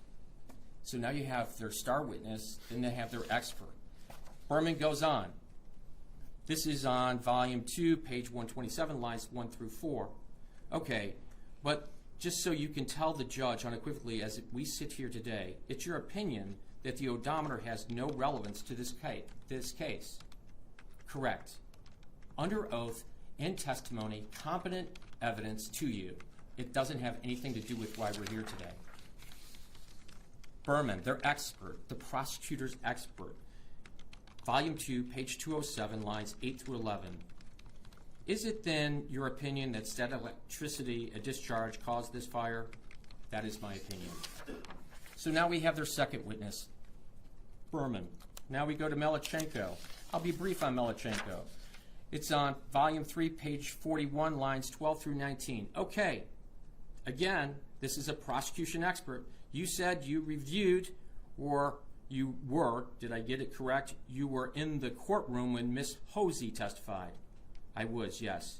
Anything you disagree with as it relates to her testimony?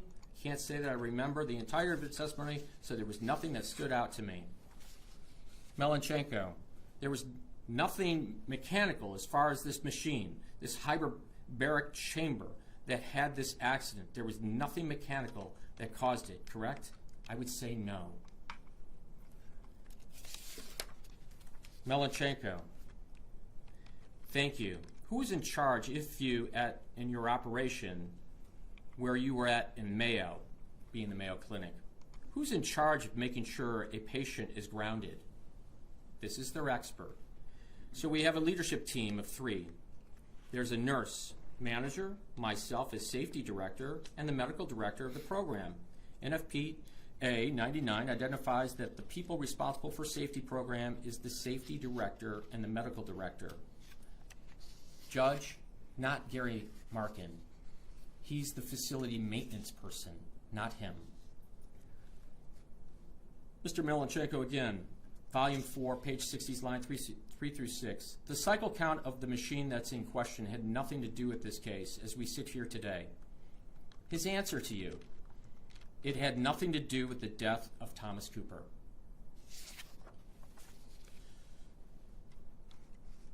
Majid, we called him MASH. He's a Seacrest Industries. You may remember him. Volume 3, page 132, lines 18 through 22. The common theme just keeps on beating. This common drum just keeps on beating. You just heard from their 3-star witnesses. Mr. Markin had nothing to do with this case of why we sit here today. Let's go to the 4th witness. So with that training you have, you can tell this honorable court here, the judge, that this accident, this awful accident, had nothing to do with the malfunction in equipment. I would say you are correct. It continues.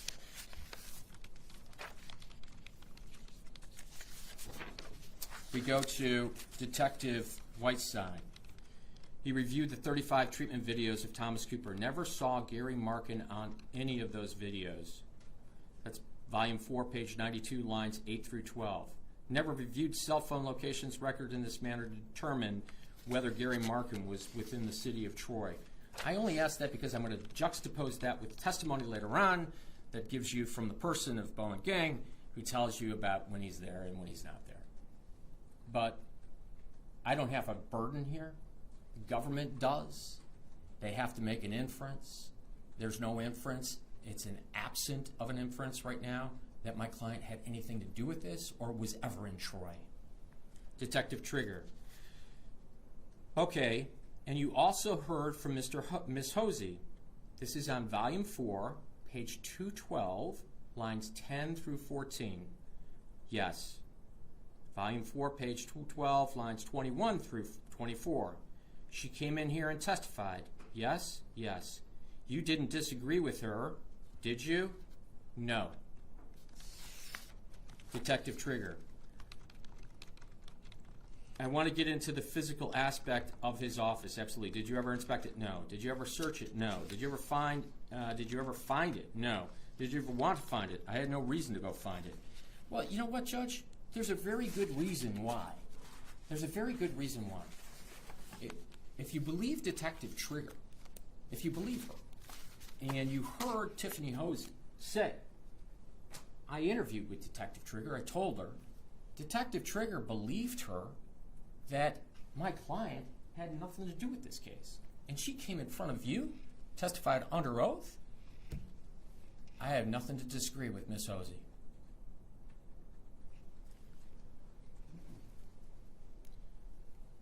She has no idea. Pages 227, lines 3 through 7. She couldn't tell you when my client was ever in Troy. As a matter of fact, we'll get to that and juxtapose it in a little bit with Bowen. Detective Fire Chief Hugg. Okay, what did you make a determination as to what classification this fire would be considered, or did you? Yes, and I already went through that. It was an accidental fire. And why did you come to that conclusion? Because there was no human intervention or intentional act to initiate the fire. Not only by city ordinance, but by statute.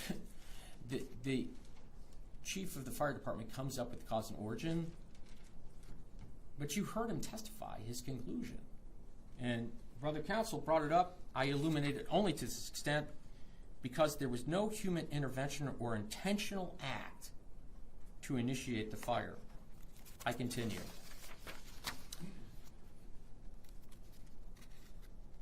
Deputy Chief Hugg, I can kind of just, there was, Mr. Kessel brought this up. So there was, and this is on page 174, lines 10 through 14. I don't want to lead, this was the question, was there anything that you observed in examining that control panel that led you to believe that the source of the fire were those electronics? There was nothing in the control panel. He gets to the static electricity. It was already covered by my colleague. I want to get to Andrew McMullen. So I've been through now 7 of their 8 witnesses. Andrew McMullen, and I shouldn't say because Sister Counsel brought in Bowen gang. So this is the case in chief of the prosecution, Andrew McMullen. He left the Oxford Center in 2021. We don't have a transcript for him, but this is the testimony for which we remember. He never stepped foot in the Troy facility. He only worked for the Brighton facility. Has no knowledge of the culture, procedure, or operations of the Oxford Center from 2022, really it's June of 2021 to 2025. Has no knowledge of Gary Markin's position and job duties from 22 to 25. When he worked for the Oxford Center, he knew Gary to work for the construction trade, including windows, and had a toolbox for maintenance in the building. Has no personal knowledge of the culture, procedure, or operations of the Troy facility of the Oxford Center ever. Andrew McMullen continues to testify on that January 22nd date we just had. 12th date. When he worked for the Oxford Center from 2017 to June of 2021, he remembers Gary working in facilities on expansion projects. Says Gary was heavily involved in the preparation and plans for the new Brighton location. Brought up safety concerns to Tammy and does not recall bringing safety concerns to Gary. Requested that Gary obtain a multimeter for the facility, which Gary provided to him. Knew Gary to share an office with Blake, Director of Special Projects, Becca, Marketing, and Employee Working. There's no allegations relating to the Troy facility. There's no allegations after 2021. And I will jump on at one point in time, just briefly, this allegation he saw Gary manipulating something, a chamber and Brighton facility. Not even the same, if true, not even the same machine in Troy prior to 2021. He also says, Andrew McMullen, that he knew Tammy's family employs Gary and Gary's family to utilize the hyperbaric chamber without grounding straps. He operated as a tech for Tammy's family employee, Gary, and Gary's family who utilized the hyperbaric chamber without grounding straps. He too used the hyperbaric chamber without grounding straps. Bowen gang, manager, again, you got to go from the four corners of the testimony. He was the manager at the Troy facility of the Oxford Center. He testified to that. He also worked at the Oxford Center from 2015 to 25. Preliminary exam transcript, we do have that portion of his transcript, January 13th, 2026, of his testimony. Mr. Marken was known to you as being a kind of a facilities manager. Would that be fair? That's fair.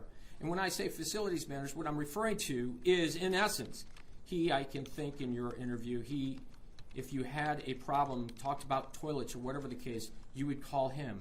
That's correct. So you would call him for safety, you would not, so you would call him for safety, you would not for safety. Question, no, like he's not the safety director. That would be Jeff, correct?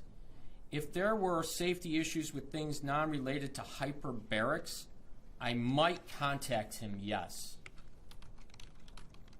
Oh, with non-hyperbarics. Answer, correct. This is, again, page 5, lines 25 through page 6, 1 through 22. But I'm talking, well, for example, something like that might be a fire extinguisher. Sure, yes, that you would go to Gary. Or right, a smoke detector, yes, that would be Gary. And there was this going on with Bowen gang. I see. There was a counter, and we saw it in a text, and it's an exhibit, Judge, you have it. It came into record at some point in the time. This is on page 9, lines 1 through 2, pages 7, lines 14 through 25. Oh, and also pages 8. There was a counter, and I saw a text. It came into record at some point in time in this case, a counter dealing, and I don't want anyone misled here. It was a receptionist granite counter. Do you remember that? You're talking about the receptionist granite counter. Yes, is the answer. Yeah, and you were asking not any other type of counter, but you were asking to fix when is that granite counter going to be installed, fair? Answer, yes. And is that what was around 2022 or so, you think? Listen to this answer. So from my recollection, he corrects himself. There was, let me take that back. I don't think it was installing it. I think it was loose. Oh, it was loose. Answer, if that was the one I believe you're referring to, there was a loose granite countertop. Yes, I believe that sounds correct. 2022 sounds correct. Now, what does he say? And what does he go through? And I can go line by line through his testimony for what you heard. He says, okay, since 2022 to 2025, you were at the Troy facility pretty much every day, 5 days a week. He answers, yes. And you showed up to work every day? Yes. And you get there on time? What did you do when you get there? I'm sorry, it would depend. But usually around 8 o'clock or so, 8 a.m. or so. And you would leave around what time? 4 or 5, depending. And during those times, those 3 years, you didn't see Mr. Markin there. You would communicate with him via phone or text message. Which 3 years? 22, 23, 24. Answer, yes. All right, safety maintenance. You stated in the past, and I would just want to make sure we're unequivocally clear here, Mr. Markin had nothing to do with safety maintenance of these chambers at Troy, correct? Correct. All right, safety maintenance, and you stated in the past, and I just want to make sure, and I go through it again. So he talks about how he's not. I get to the organization chart, Your Honor, and this is something that he testified to, and you asked the question, and you said, I'm just trying to get it clear here of how this company worked. And so we got it through Bowen, and you can see Bowen's, he walks through. He walks through Blake, that's the son. He walks through Andrew Kistner. He walks through Jamie, Elizabeth Terry, Alicia Hissey, Julia, I guess it's McDonald. Then you see Gary Markin. He's the building grounds, building expansion, toilets, fire extinguishers, countertop repairs. Nothing to do with safety. Nothing to do with instructions. He wasn't even there in the Troy facility. Jeff Mosteller, safety directors. This is all competent evidence that comes out in testimony. Troy managers, you got Danny, co-manager, obviously, and Bowen, and Dr. The medical director.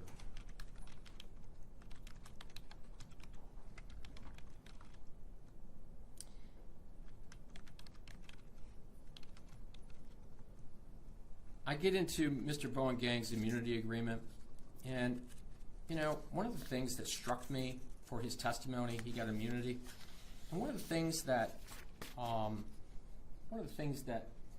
you could see in his testimony from his transcript here is that Ms. Hagman says to him, I watched the videos, and you weren't even present. I don't think you did anything criminally wrong. That was under oath. His immunity, exchange, quid pro quo, he gets that. Judge, my client wasn't there ever. And you know what? He tried to backdoor it, Mr. Kessel. He tried to give you some Jedi trick again. Oh, you got a key fob, do you? Yes. And you get in that place at night, or in the middle of the night, with a key fob. Well then, you remember Detective Flood. I said, well, you could have given those recordings to Detective Flood. He could have gone over there and gotten what days to see.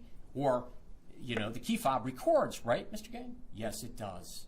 Judge, don't put a burden on me. I don't have one.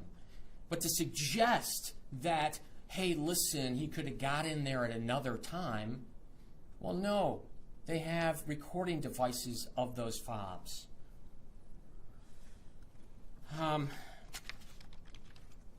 It would be groundbreaking in our state for you to bind this case over on Mr. Markin. There was a case just recently, Peter Lucido charged it. You may remember it hit all nationally, a lot of the news. The guy had a marijuana storage facility over in Macomb County. It exploded because he was keeping explosive, toxic material within that, knowing that great bodily harm or death could potentially happen from the explosion, which it took place, and killed the person, an innocent bystander that was walking down the street. I'm not suggesting to you that he wasn't charged with murder too, but you can't find a vicariously liability case within the state of anything with regards to murder too. It would be groundbreaking. But there is not one scintilla of evidence, not one fact that you can lean on, not even a culture, not even some happenstance. When he talked about, these emails, well, read them. They're in evidence. You can read them. It was my client ordering, material. Or are you going to do that? It's not taking care of patients. And then he said my client took care of patients. When? What year? 2022? 23? 24? 25? When?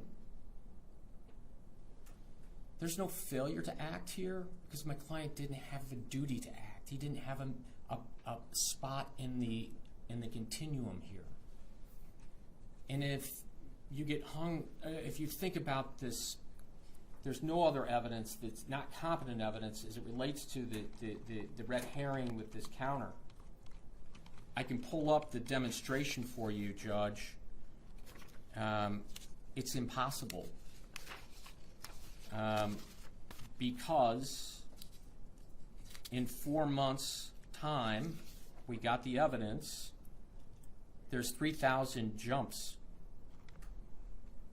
And I have a chart. I can go to that chart dealing with the red herring here. But you can see that red herring. And here's the funny thing, Judge. Here's why they fall flat on their face. Is because if you, and Detective Trigger said, I didn't go to math school. I'm not, if I was better in math, I'd go to figure this out. But she didn't bother, and understandably so. But you wouldn't roll the odometer up. And we already established through the testimony it was impossible for there to be 3,000 cycles used in a 4-month period.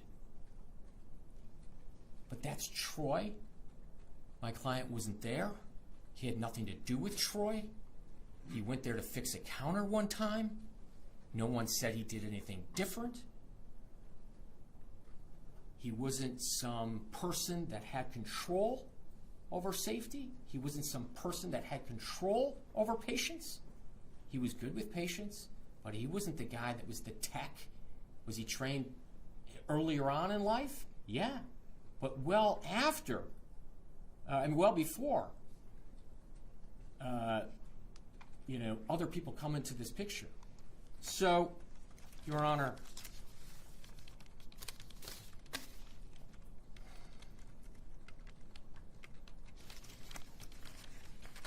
if you were to find that my client had anything to do with this case, I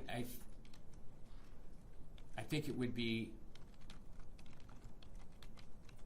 a bridge too far, other than he worked for Oxford Center and he had a job and a position where no one disputes. You would call him if you worked in the courthouse to fix thermometers or to fix lights or to put in windows or to take care of the maintenance or someone fixing the vacuum machine that we heard earlier. He didn't have anything to do with this tragic death. But don't take it from me. Take it from the competent evidence you heard in this courtroom. And with a straight face, Mr. Kessel can't come in front of you and speak with forked tongue and say to you that he did. I'd ask that simply you dismiss him today. because there's not a scintilla of evidence that puts him in the purview of a willful disregard, knowing that death or great bodily harm would happen, nor a grossly negligent act that he had anything to do with Mr. Cooper's this young, tragic accident and death. Thank you, Judge. Thank you.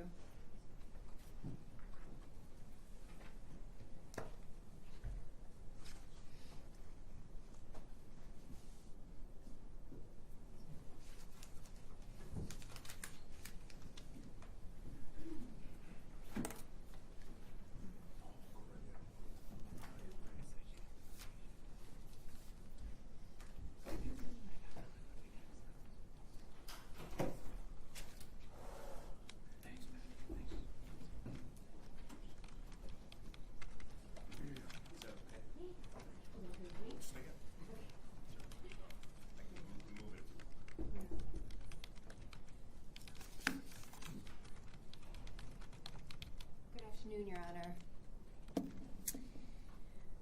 Obviously, I'll be addressing the bind-over as it relates to Jeffrey Mosteller. I really don't want to be super duplicative. There's already been a lot of argument. So I do want to just start off with adding a little bit to something that Mr. Kessel said, and then addressing some of the statements that Mr. Cranmer made, and then I'll get into the outline that I have prepared. I think Mr. Kessel did a very accurate job of discussing the applicable law as it relates to bind-over. I do think there is just one additional point that I would want to add to those legal standards, and that is from People v. Duncan, 388 Mich. 489, so obviously a Michigan Supreme Court case, that contains the language that one of the primary purposes, Your Honor, of the preliminary examination is to, quote, weed out unnecessary charges and allegations. And I think that's exactly what we have here, Your Honor, given the lacking evidence as it relates to my client, and I think essentially pretty much all of the defendants, Your Honor. Mr. Cranmer, I think everyone in this courtroom can agree, conducted what I have been calling a masterclass in cross-examination of Deputy Hugg. I really don't want to repeat everything that Mr. Cranmer said as to Chief Hugg's testimony and how it relates to the lack of evidence for causation, which is obviously an element. So I would ask the court to just allow me to adopt essentially Mr. Cranmer's argument as it relates to the lack of evidence from Chief Hugg as to the causation of this fire. And I hope the court's okay with that. Absolutely. Thank you, Judge. So, Your Honor, I know everyone has talked about the elements of murder in the second degree. I am going to repeat that here just to get me in my flow, if that's okay with you. So according, Your Honor, to the standard jury instruction, which is 16.5, the prosecution would have to prove that Mr. Mosteller caused the death of Thomas Cooper, which of course I'm relying on Mr. Cranmer's argument as to causation and why there is insufficient evidence to bind over on causation, and that the defendant, Mr. Mosteller, had one of three states of mind. He intended to kill Thomas, which of course no one alleges, intended to do great bodily harm to Thomas, which of course no one alleges, and then we get to the third, which is the depraved heart theory, knowingly created a very high risk of death or great bodily harm, knowing that death or such harm would be the likely result of his actions. So in other words, Your Honor, the prosecution must prove a death caused by an act of the defendant, absent justification, excuse, or mitigation, done with either an intent to kill, an intent to inflict bodily harm, or an intent to create a very high risk of death with the knowledge that death is the probable result, Your Honor. And that's People v. Dykehouse, 418 Mich. 488. And I really want to focus, and I will focus on this theme throughout my argument, Your Honor, of that death is the probable result. And that is one of the areas, Your Honor, in which the prosecution's case is very much lacking in evidence to bind over. Malice may be implied when the defendant doesn't act with a high probability that it will result in death, and does it with a base antisocial motive and with wanton disregard for human life, Your Honor. That's the case law. So causation has been addressed by Mr. Cranmer. I want to talk about a couple indisputable facts that we have. The Seacrest manual obviously requires the use of a wristband. The Oxford Center, prior to Mr. Mosteller's employment in mid of 2019, initially was using wristbands. We know that from Mr. McMullins. We know that in about 2017, the use of wristbands ends, and then Mr. Mosteller joins the company in mid-2019. So we have about a 2-year lapse, Your Honor, between the ending of using wrist straps and Jeff's arrival to the company. We know that he expressed concern about the lack of wrist straps because he had historically used them. I don't dispute that, Your Honor.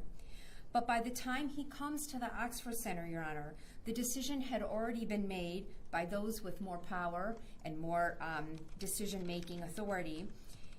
And we know this from the employee testimony, Your Honor, that the decision had already been made that wrist straps were not needed. So what does Jeff do, right? His employment history, we know from the evidence, is that he engaged in the use of wristbands until he came to the Oxford Center, where the policy was already in place. So what does he do? He investigates and he researches. And we know from Mr. Gang that he assisted Jeff and another gentleman by the name of Sam McGinnis to take several readings with a multimeter of the chamber, with Mr. McGinnis located in the chamber on the mattress with a cotton sheet between himself and the mattress. And they take multiple readings with this multimeter that all indicate that the grounding of the chamber and of the patient and of Sam McGinnis while he's located in the chamber on the mattress with a sheet. That was Bowen Gang's testimony, and if you remember, Your Honor, before I was able to get the pictures admitted, I was allowed to ask Francois Berman about some of the readings in those pictures. And I specifically asked him about the picture with Sam laying on the mattress with a sheet in between him and the reading on that multimeter. And his testimony was that if that reading was in ohms, which we now know from Bowen that it was, then that reading indicated that Sam was grounded when he was on that mattress. That was Francois Berman's testimony, Your Honor. So we know also, Your Honor, that Jeff told Detective Trigger during a almost 3-hour interrogation or interview, it was a voluntary interview, so I won't use the phrase interrogation, that these tests made him feel confident that a patient who was on the mattress was in fact grounded. Okay, so those tests, whether you want to sort of add a little shade to it and call it experiment, or you want to use tests like I use, they're readings with a multimeter. Bowen Gang testified, this is how you use a multimeter. This is the proper way to take these readings. All of these readings are in ohms. All of them are within the acceptable scale. And what he testified to and what corroborates what Jeff told Detective Trigger. I took these readings with a man in the chamber on a mattress with a sheet, and those readings told me that that man was grounded. And that made me feel that the wristbands weren't needed. Even Francois Berman corroborates that testimony, Your Honor, when he looks at the picture and says, yeah, according to this reading, if it's in ohms, this person on this mattress is grounded.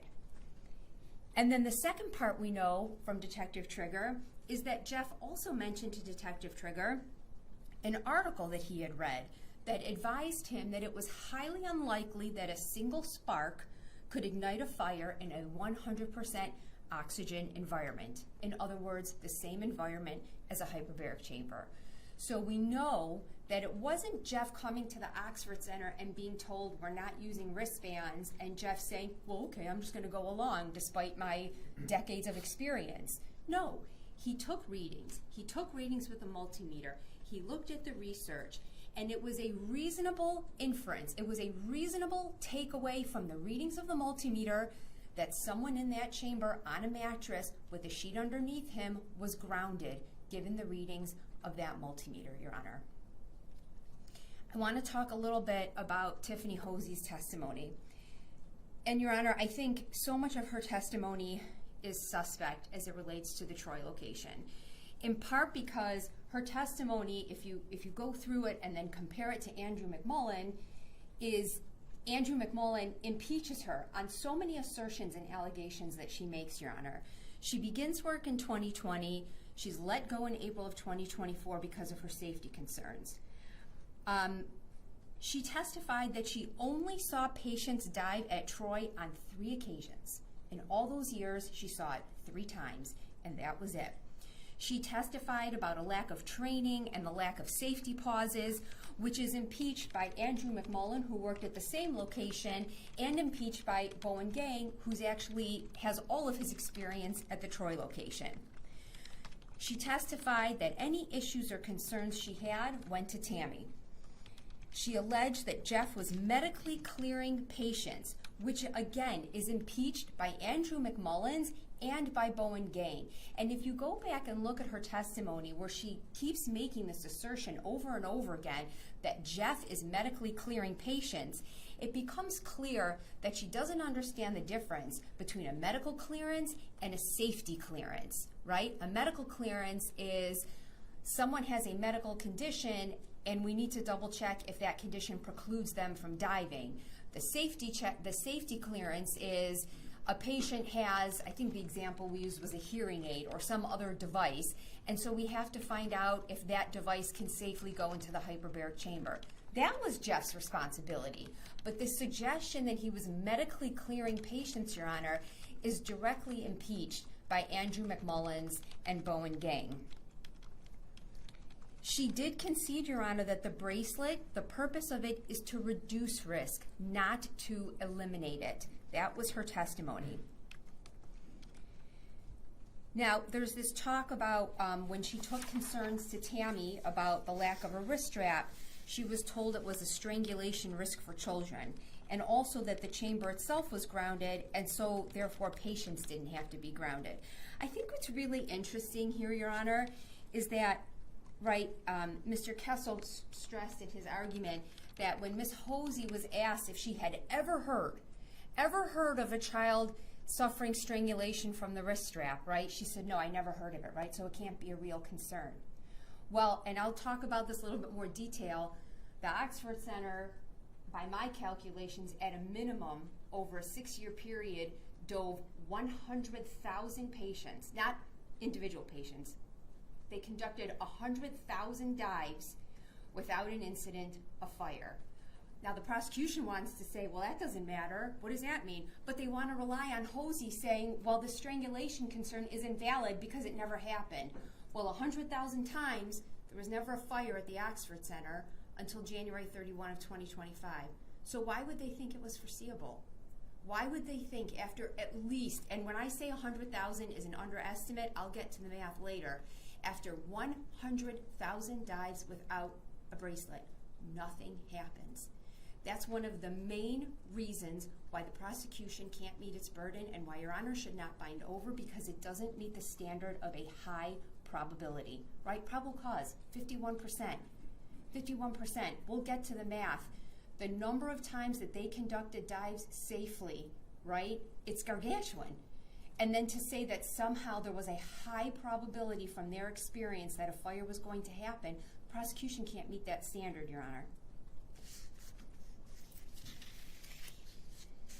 When she expressed concern to Jeff, he told her, according to Ms. Hosey, that his test showed there was no need for the straps. And we know that that's a reasonable takeaway, Your Honor, from the testimony from Francois Berman and from Bowen Gang. She talked about seeing some video, which is not in evidence, but the photographs are in evidence, and they demonstrate the readings that Mr. Mosteller got with his multimeter, Your Honor.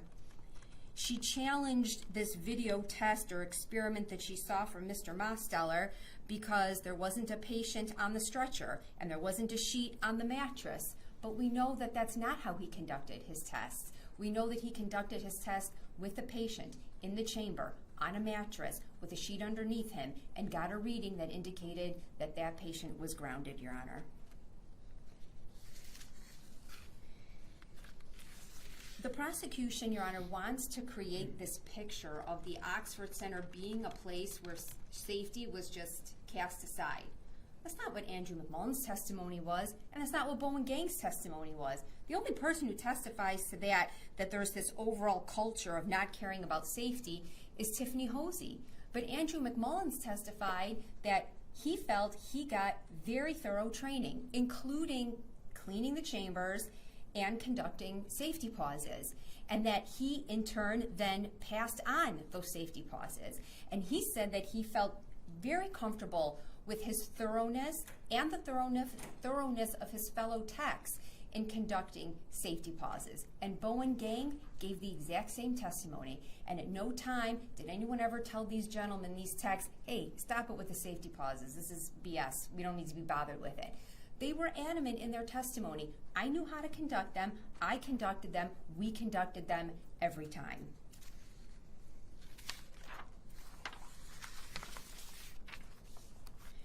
Tiffany Hosey indicated that Tammy Peterson was the top authority at the Oxford Center, and below her was Gary Marken. She doesn't even put Jeff in the authority pyramid when she was asked about it, Your Honor.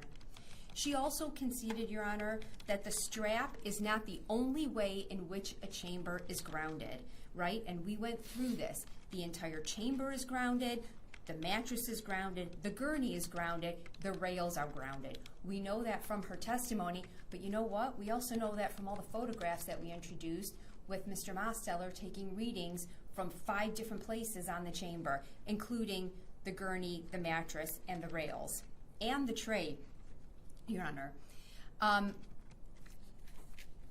Ms. Hosey asserted repeatedly that if a patient does not have a grounding strap on, then they are not grounded to the chamber, which according to Francois Berman is not true at all. And I'll get to his testimony in a moment, but he specifically testified that a patient on the mattress is grounded.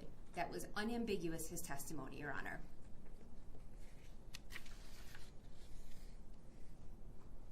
She also testified that Jeffrey Mosteller could not override Tammy's decision about the use of straps. And she couldn't say with any certainty that had Thomas Cooper worn a grounding bracelet, that the fire would not have happened.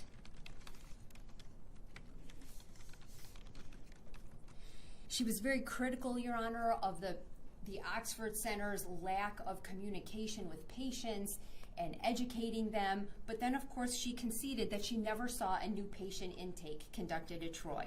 So again, the bottom line, Your Honor, with Tiffany Hosey is her testimony that is meant to portray this picture of lack of safety protocols in Troy and a lack of concerns for safety generally is really rooted in ignorance and conjecture.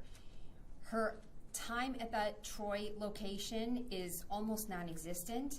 According to her own testimony, she only saw 3 dives conducted there, Your Honor. She never saw a new patient intake in Troy, and her testimony is widely impeached by Andrew McMullen's and Bowen Gang, who, if he doesn't give truthful testimony, Your Honor, his immunity is out the window. So if there's anybody who has an extra special boost to give accurate testimony, it's Bowen Gang, Your Honor. Francois Berman, Your Honor, explained that making contact with a conductive surface lessens the risk of static electricity, and that the mattress is conductive. He didn't know if Thomas came into contact with the mattress prior to the fire, and he has no doubt that the chamber was grounded on the day of the fire. I also think it's interesting that Mr. Kessel, at least 3 or 4 times in his argument to this court, said, we know that this fire started at Thomas's knee. Really? Because Melnichenko's report says something entirely different. Melnichenko says in his report that it comes up by the pillow by his head, not by the knee. And Hug was cross-examined about that because nowhere in his report does he acknowledge that there's a difference of opinions between those 2 experts. So when Mr. Kessel respectfully keeps telling this court, oh, there's no dispute, we know that it starts at the knee, his own experts don't know where it starts, and you can look at the reports to see that. But there is a distinct difference between Francois Berman and Melnichenko as to where this fire starts, Your Honor. Mr. Berman talked about how he checked the grounding when he was at the center on February 5th of 2025.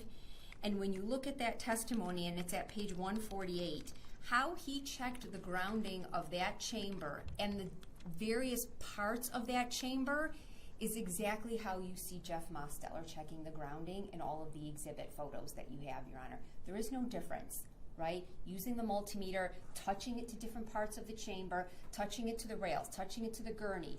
What Mr. Francois Berman says he did on February 5th, 2025 is exactly what Jeff Mosteller does in those photographs, Your Honor. He testified that the mattress is grounded to earth. He also acknowledged that there's always a possibility of a wrist strap not coming off during treatment, but removing from the port, Your Honor. That it's not a difficult thing to remove. And so if that happens, the person in the chamber is not going to have the wrist strap, but it's not an uncommon thing to happen. It's not this 100% fail-safe, Your Honor.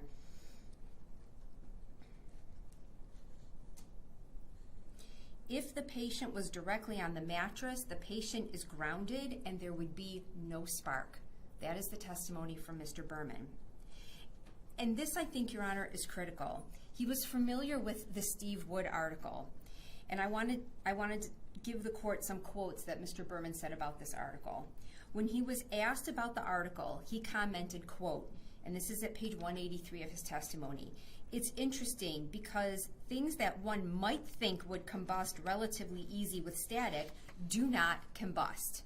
He acknowledged that the experiments in that article were conducted in a 100% oxygen environment, and that a variety of materials, including 100% cotton, were tested and no ignitions were noted after 30 sparks. And he also testified that in this case, we have only one spark, Your Honor. The article and the test included in the article, quote, gives one a false sense of security. He also stated that normal dense woven cotton should not ignite with one spark in the presence of oxygen. One spark, he says, it should not ignite. There was only one spark in the chamber. And finally, Your Honor, at pages 186 to 187, Mr. Berman, very, very candidly, it is a reasonable takeaway from the article that a single spark in a 100% oxygen chamber is unlikely to cause a fire unless there is a volatile vapor. That was his testimony. So when you have the requirement of showing, right, that there is a high probability of death or serious bodily harm, and you have your own experts saying that if you read this article, it is reasonable for you to take away from this article that a single spark in this environment, in a hyperbaric chamber environment, is unlikely to cause a fire unless there is also a volatile vapor, the prosecution cannot meet its burden of high probability of death or serious bodily harm. A reasonable takeaway from the article, Your Honor, is that a single spark should not ignite 100% cotton. I then asked him a hypothetical, Your Honor, and I touched on this already, showing him some of the photographs that I knew eventually would be admitted. And I asked him, if I put a subject on a sheet, on a mattress, and the subject is holding the probe to his palm, which you can see in one of those photos with Sam McGinnis, and the multimeter reading is 4.3, then that indicates that that patient is grounded. That is page 191 of his testimony, okay? So you know from Francois Berman that the way Jeff Mosteller conducted his tests were exactly the way you check the grounding of all these parts of the chamber. And then you know that when you look at the photograph of Sam McGinnis inside the chamber on a mattress with a sheet underneath him with a probe to his palm, and you actually have two different photos, one to his palm and one to his thumb. And with those readings indicate that that patient is grounded. I want to also address, Your Honor, Mr. Kessel, I think, and I don't believe this was intentional, but I think plays a little fast and loose with part of the NFPA that he read to the court, and I just want to address that. Your Honor, he said that the NFPA requires the grounding bracelet, and I believe what he read to the court was section 14.3.1.6.3.2. In Class A and Class B chambers with atmospheres containing more than 23.5% oxygen by volume, electrical grounding of the patient shall be ensured by the provision of a high impedance conductive pathway in contact with the patient's skin. That doesn't say that the patient has to wear a strap. That says that the patient shall, the grounding of the patient shall be ensured by the provision of a high impedance conductive pathway. That can also be the mattress, Your Honor. It just has to be a high impedance conductive pathway. That doesn't say anything about a bracelet. That's an inference that Mr. Kessel is making. But there are other parts of that chamber that a patient can touch and still be in contact with a high impedance conductive pathway, and we know that from Francois Berman's testimony, Your Honor.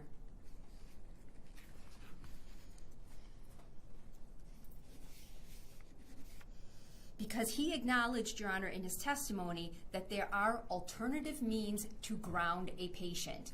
It does not have to be by way of a bracelet, Your Honor. That was Mr. Berman's testimony. And finally, Your Honor, and this touches on Mr. Cranmer's cross-examination of Chief Hugg, that these static fires are differential diagnoses. There is never hard and fast evidence that static is the cause of these fires. And I went through that article with Mr. Berman about the history of fires, and he acknowledged that every single fire in that article that's listed as attributed to static electricity is denoted, there's a notation of an asterisk to indicate that it's unconfirmed. And it's unconfirmed because basically they rule out everything else and then they decide, oh, it must be static electricity. Why is that problematic, Your Honor? Because we know from Mr. Berman that had there been a volatile vapor in the chamber, right, we're not going to find it after the fire. It would have been consumed. If a patient took a prohibited item into a chamber, we most likely wouldn't know about it because it would be consumed. And that's how you eventually get to this diagnosis of a static fire, Your Honor. I'm not really going to talk much about Detective Whiteside other than the fact, and Mr. Flood touched on this, that he reviewed all of the prior treatments. And some testimony from Detective Whiteside is that in every single video, Your Honor, this child is active in the chamber. Some days more than other, and in some of those videos more so than the day of the fire. And yet, no fire ever happens before January 31st of 2025. Detective Trigger, I've already touched upon her testimony and the information that Jeff gave her regarding the tests that he conducted and how after conducting those tests, Your Honor, he felt that a patient was safe. He felt that a patient was grounded if the patient was on the mattress. Combined with the article that he read, those two things combined alleviated his concern of not using a wrist strap. What we also know from Detective Trigger is that, respectfully, she never took the time and never bothered to read this article. She never took the time to discuss this article with Francois Berman. And the fact that a fair takeaway, according to Mr. Berman, is that this type of fire is extremely unlikely, okay? And that goes to the state of mind of Jeff Mosteller. That goes to his intent. And it goes to their utter lack of evidence that this man knew that there was a probable result, knew that there was a highly probable result of death or harm to this child.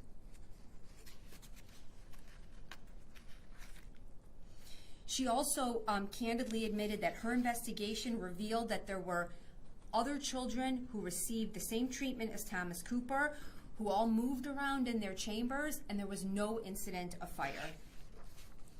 I've already talked quite a bit, Your Honor, about Bowen Gang and the photos that he took with Jeff and Sam. He confirmed that the readings were in ohms, which was something that none of the other witnesses could confirm, and so now we know that they were valid readings showing that the chamber was grounded, that Sam was grounded in the chamber. It was during Mr. Gang's testimony, and there's been a little bit of this today, where there were obvious suggestions or intimations that Tammy relied on Jeff Mosteller to assure her that the wristbands were not needed. To echo Mr. Flood, this is a red herring if there ever was one, Your Honor. The decision to stop using wristbands, according to all the testimony, was made by Tammy Peterson at least 2 years before Jeff Mosteller comes to the Oxford Center. So to suggest that Jeff Mosteller somehow influenced Tammy Peterson's decision completely ignores chronology, the evidence, and all of the testimony that the court has, Your Honor.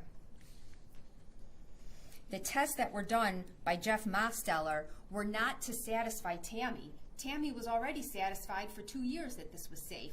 They were done to satisfy Jeff Mosteller that a patient was grounded when they were in the chamber on a mattress, to make him feel that a patient was safe without using the wrist strap, Your Honor.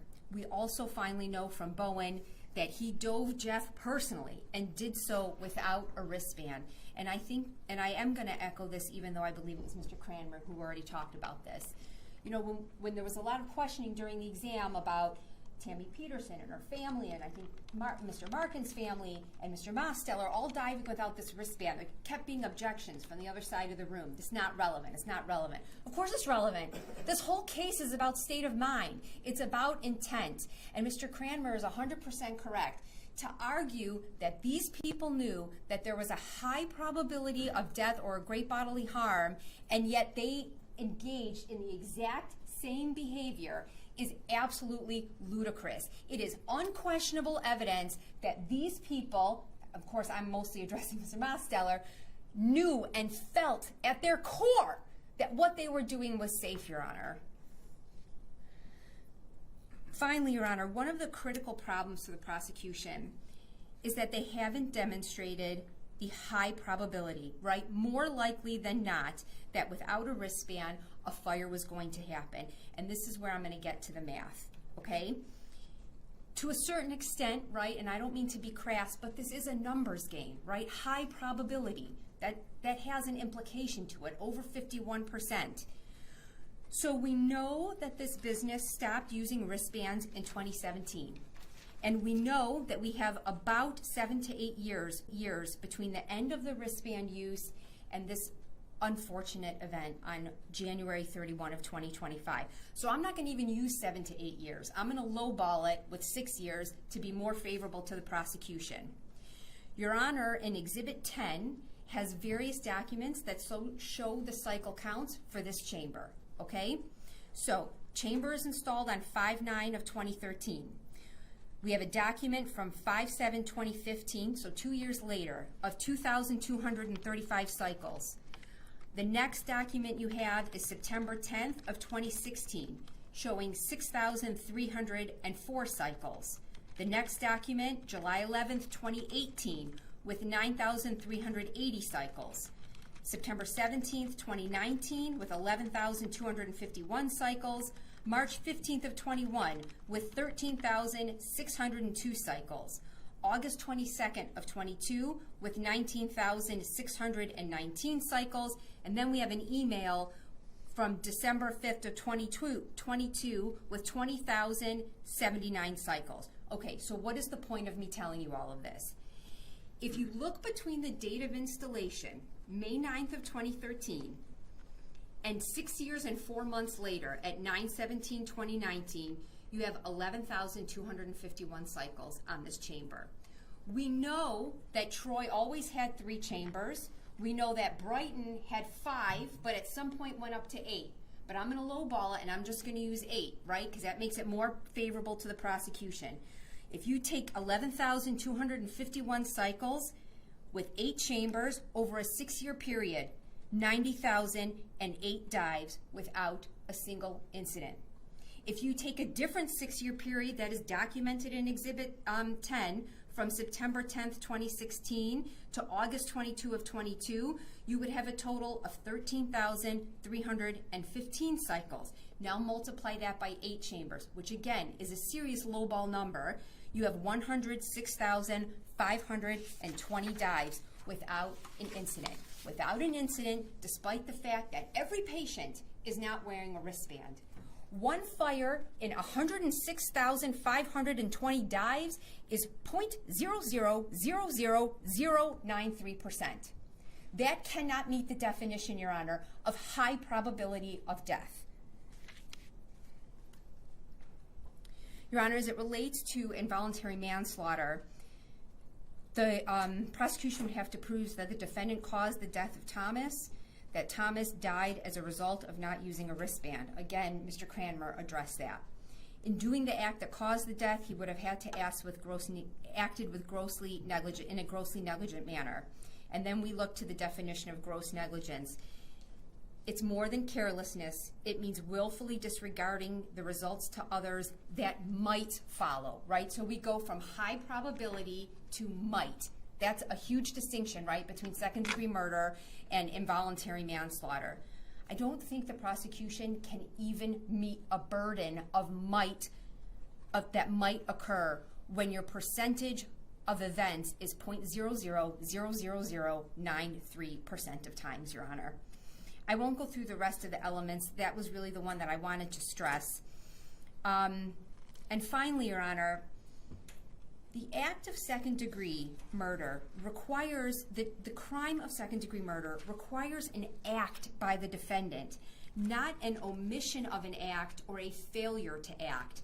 And that is People v. Giddings, 169 Mishap 631. In that case, the Court of Appeals affirmed the magistrate's decision to not bind over the defendant where she had starved her child to death. The magistrate found that the omission, the failure to provide food, was insufficient to support a finding of malice. It's the same thing here. What's alleged here is an omission, not an act. And so where second-degree murder requires an act by the defendant and not a failure to act, they can't meet the burden of second-degree murder, Your Honor. Your Honor, I'm just trying to see if there's anything else I wanted to address. Did you, can you provide the citation again for that case? Of course, Judge. People v. Giddings, Giddings, 169 Mishap 631.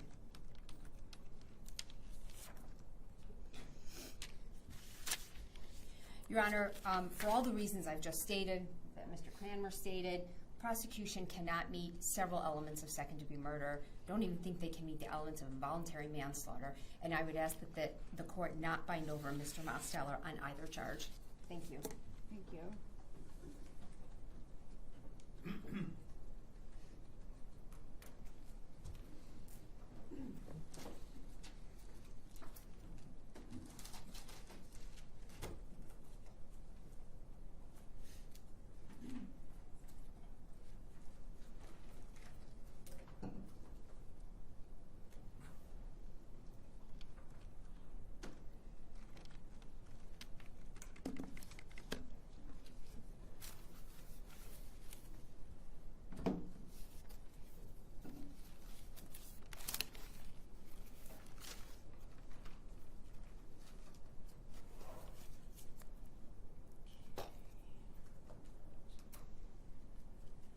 Good afternoon. Ellen Michaels on behalf of Aleta Moffett. Well, I am going to stand on the shoulders of giants, and I'm going to also adopt the arguments that have already been made by Mr. Cranmer, Mr. Flood, and Ms. Sharon as to causation, and have them applied to Ms. Moffett as well. So I'm going to speak directly to some of the specifics around Ms. Moffett and as to why the case should not be bound over as to Aleta Moffett on the involuntary manslaughter and as to the falsifying medical records charges. Contempt prior to investigation. What does that mean? It's the dangerous practice of forming a firm opinion or judgment about a person, an idea, or a situation before examining the available evidence. That is what they did here in this investigation. An accident occurred, a tragedy occurred, a young boy was killed. Someone had to pay. Public opinion said someone had to pay. The Attorney General said someone had to pay. So within a very short time, 4 people were charged. Aleta Moffitt, as we all know, was the hourly employee who was the Hyperbaric tech who was on shift that day, who was working when Thomas came in for that fateful dive. She was following the training that she received, doing what any other tech would have done on that very day. She happened to be the one working that day. Let's get into what she knew and what she didn't know. But I'm going to back up for a minute. We spent 7 days of hearing testimony. And I think it's fair to say that information that was gleaned from these witnesses from the defense team was more investigation that was done into the causation, into knowledge, into intent than was done at any time prior to charging the defendants, especially Aleta Moffitt. In criminal law in Michigan, you can't charge someone first and look for evidence later. So let's talk about knowledge. In order to bind over Aleta Moffitt on involuntary manslaughter, she had to have knowingly and with willful disregard for the safety of others caused this death of Thomas Cooper. There is no evidence on the record that was presented that showed that Aleta Moffitt had any knowledge around the use of wrist straps to prevent fires in the chamber. We heard about her training. Bowen Gang testified that she was trained by Jeff. Mr. Kessel was wrong earlier when he presented to Your Honor in his opening of argument that she mirrored Bowen's training. Bowen retracted that on cross-examination. I reminded Bowen at his interview, at his when he was given immunity and when he swore to tell the truth, that at that time he said he didn't train Aleta. He wasn't sure how she was trained. In fact, what he did say was at that time Jeff was the trainer and Jeff did the training, not Bowen. Bowen later admitted that Aleta shadowed him, and they shadowed each other, and they checked each other's work. And what did he say about her work ethic and her quality as a tech? That it was excellent, that she dotted every I and crossed every T, that she was an excellent employee, that she cared for her patients, and she was diligent in her duties. So we know that she was trained by Jeff and not Bowen. And we know that she was not trained in the use of wrist straps, because we also know that Oxford Center didn't use wrist straps. You've already heard from the prior defense attorneys why that was, but what we do know is that they didn't use them. So Aleta being hired in, as the evidence showed, 2022 or so, 2023, she wouldn't have been trained in the use of wrist straps. Her training was only at the Oxford Center. There's no evidence that she received any other training from any other source or any other hyperbaric chamber center or any other hyperbaric training. There was testimony that the Oxford Center offered a safety director course. There was also testimony from Bowen Gang that Aleta did not take that course. Why is that important? This is why that's important. The manuals that Detective Trigger talked about were safety director course manuals. When Detective Trigger on direct examination testified, she tried to make it seem like these were manuals that were given to everybody, that all the employees had, and this was standard training procedure. On cross-examination, I was able to point out that these manuals were entitled Safety Director Course, in that they were for the Safety Director course that was a money-making venture by the clinic. Andrew testified that he and Bowen were invited into the safety director course in 2019 as part of a pilot program for employees at the time. Tiffany Hosey talked about the safety director course. She testified that the people who were working at Oxford Center were too busy and were not given the opportunity to take those courses. There was testimony that certificates were recovered in the search as to the people who had graduated from the safety director course. There was no certificate showing completion by Aleta Moffitt. Bowen Gang testified specifically that she did not take the safety director course. So the materials like the Poseidon manual and the other PowerPoints that had the safety director course title on it were never presented to Aleta Moffitt. She had no knowledge of what was in those PowerPoints, in those slides. She had no knowledge that bracelets were something that was even thought about in the industry.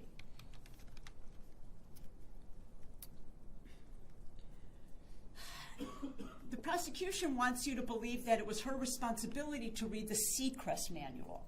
And reading the Seacrest manual would have alerted her to the use of safety bracelets. Therefore, a reasonable person, which would have been her as an employee reading the safety manual, would have known about the risk that she was putting Thomas in by not using a safety strap. Well, there's a couple things wrong with that.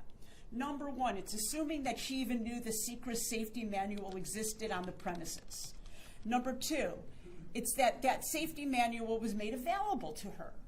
Number three, that she even knew to ask for it, to review it, because it wasn't given. If it wasn't given to her, there's no evidence it was given to her, and there's no evidence that she reviewed it. The government is arguing that she should have read it, but there's no evidence to show that that's what the reasonable person would have done. That's a speculative argument that a reasonable person would have read the safety manual. When you get hired to a job, you get 2 weeks of training by the safety director who teaches you what is presumably necessary to learn to do your job, and then you shadow them for 2 weeks and have the opportunity to observe what the safety director does and what Bowen, the lead tech, does in doing their job. For her, for the expectation to be that she would then, out of the box, think, well, there must be a step missing here. Maybe I should find out about it. It makes no sense. Tiffany Hosey testified that she was already working there for years before she knew about the existence of safety straps. Andrew, the same thing. Remember, Aleta hadn't been working there that long, yet they want to put on her a higher burden than any of their witnesses had about knowledge of the safety strap protocol.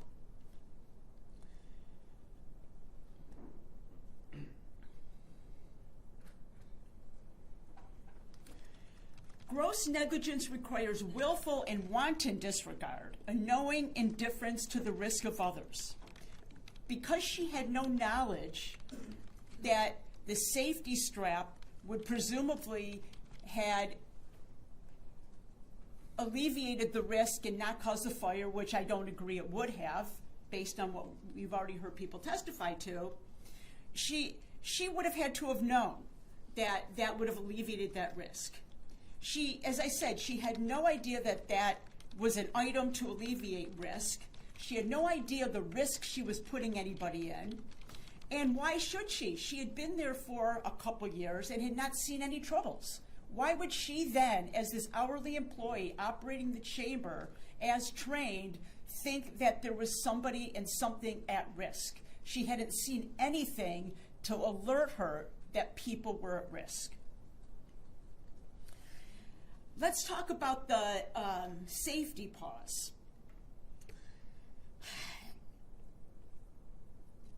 I submit that the safety pause issue was more of, it's a red herring. Prior to the complete investigation, it was part of a let's throw everything at the wall and see what will stick. Maybe he brought something into the chamber. Maybe he had something on his body. Maybe something was going to show up. But once we got all the witnesses out here, and once we heard all the testimony, we heard from the experts that there was no, what was the term they used? There was no high energy device. There was no high energy device discovered to have been in the chamber. You can't see it on the video. It's not in the location where the spark came from. There's no evidence that any high energy device was brought in. That was one of the reasons that the safety check is important, to pat someone down to make sure they're not bringing a toy car, a phone, anything, but there's no evidence of that. The experts agreed that a safety pause could have happened off camera. They're only saying a safety pause didn't occur because they didn't see it on the video. That doesn't mean it didn't occur. It just means it wasn't on the video. But even if a safety pause, as described by the expert and by the detective of pat down, even if it didn't occur, that wasn't the causation of the fire. The safety pause is to make sure nothing wrong is brought in. Nothing was brought in. The safety pause is meant to check the materials that the person is wearing. The pajamas that Thomas was wearing was 100% cotton. There, it's part of the lab report that was admitted into evidence.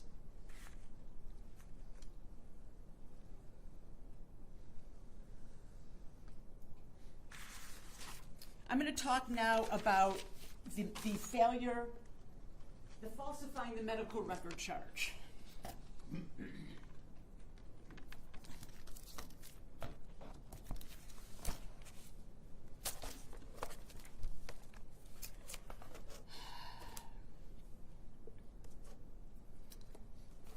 I find it disturbing and somewhat unconscionable that the Attorney General's office continues to pursue this charge.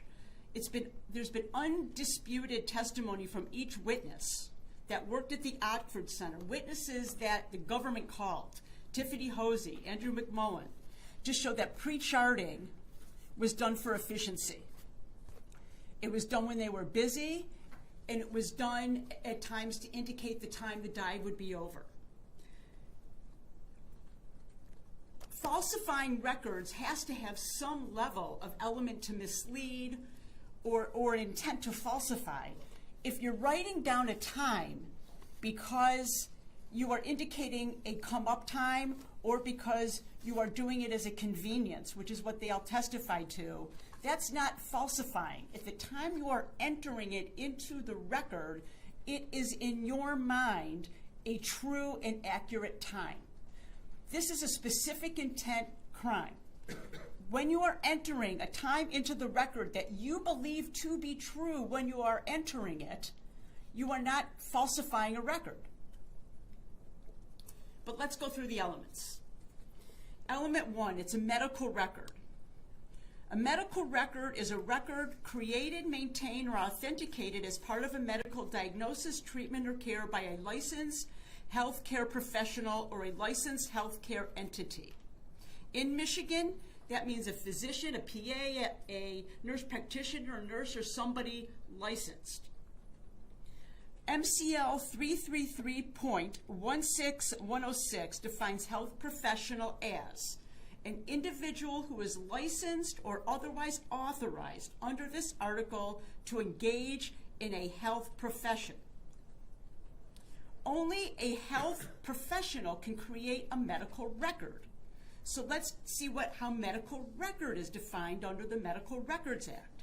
MCL 333.26263H defines healthcare providers as a person's licensed or otherwise authorized by the state to provide health care.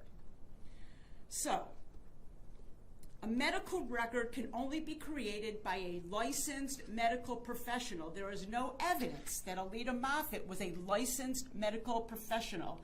In fact, there's evidence to the contrary. She's not an EMT.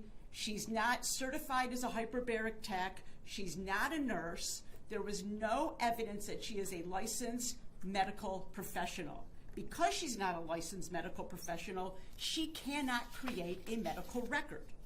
What she created was a log, a business record, a notation that then gets reviewed by the licensed medical professional, and then it becomes a business record. But entering times by an unlicensed person doesn't make it a medical record. So now let's talk about element 2, that the defendant made a false entry. As I stated earlier, at the time the entry was made, it was believed to be true. Andrew testified that he was trained to do that. Bowen Gang testified that he did that. Tiffany Hosey testified that that's how things were done. It was normal practice, and there was a procedure in place to correct it if anything happened that would make that entry untrue. You can see from the medical records of Thomas that have been admitted into evidence that there are times where edits are made. If he has to go to the bathroom, an edit is made and it's initialed and it is corrected. In this case, she did not have the opportunity to correct the record. Why didn't she have the opportunity to correct the record? She was busy saving the life of the patient in the chamber next to Thomas. She was busy trying to get Thomas out of the chamber. She was busy following police procedures in exiting the building. She was turning off the oxygen. In fact, one of the experts described her as heroic in what she did, that she acted bravely and tried to save the lives of the people who were at risk. She was on site doing what she could. She was right there. This was a traumatizing situation. You can see on the video that was submitted that she was collapsing on the ground outside after this happened, hysterical, crying, feeling bad for what happened. I mean, you don't ever get over something like that. She left the building as instructed. You can see in the photographs that her coat, her winter coat on this cold January day, is still hanging there. She was not allowed access to the building. Detective Trigger told the court nobody was allowed back in the building. It was impossible for her to go in, physically impossible for her to go in and correct the time entry. And at that time, her emotional state didn't allow it, and that trauma was based upon what happened in there and what she was put through. She was just going to work that day. And you heard Bowen talk about how much she cared about her patients and how much she was a caring person. In the picture that is painted of her does not support somebody who would act willful and wanton to put this little boy at risk and to put herself at risk and to put the patient next door to her at risk. Her job was to keep them safe, and she did take that seriously. She acted with all the knowledge that she was given and all the knowledge that she believed was available to her.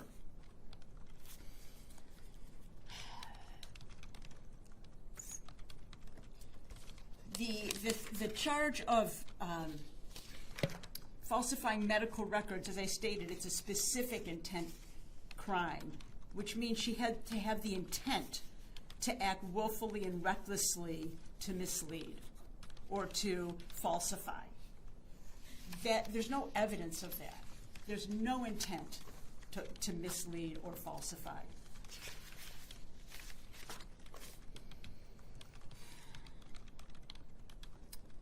You've heard ad nauseum what the burden is here and what probable cause and what evidence is required on each and every element of the offense. Aleta Moffitt followed each and every protocol she was trained to follow. She had no knowledge that her patients were in danger or that she was in danger operating the hyperbaric chamber as she was taught. She's a loving, caring woman who cared deeply about the people who came into the Oxford Center. She acted with care and diligence, and she treated Thomas Cooper with the care and caution she was trained at the Oxford Center to provide. She had no knowledge that her job would end in this tragedy. So we ask that Your Honor do what the law requires and what justice demands, and do not bind over on the charges as to Aleta Moffett. Thank you. Thank you.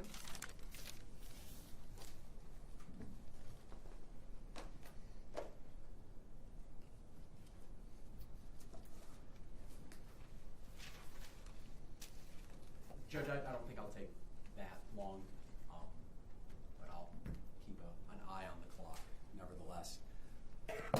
Whoop, sorry.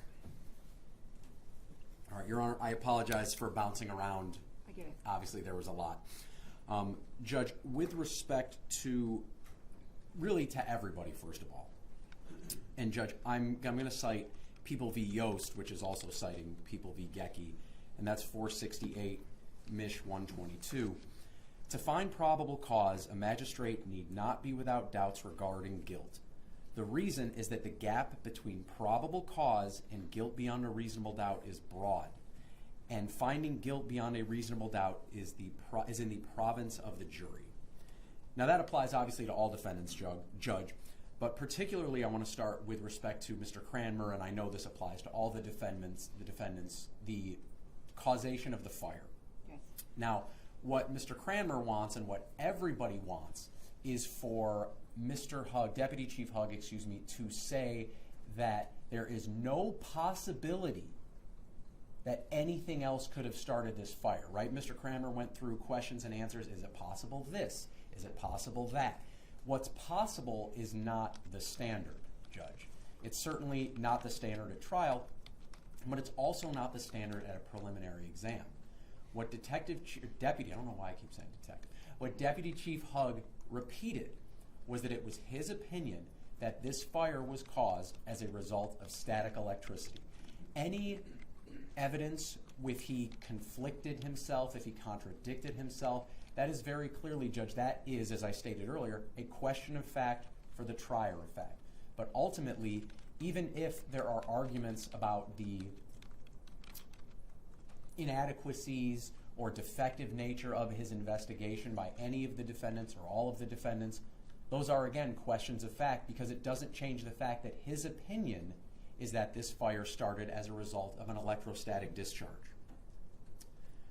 Regarding Ms. Peterson, Mr. Cranmer sort of argued that she was charged because she's the boss, or that he argued that I argued that. She's not charged because she's the boss, Judge.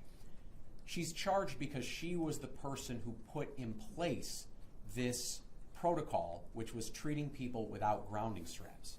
The fact that she was the boss is really just indicative of all of the other things that were going on, right? We talked about the pillow being purchased.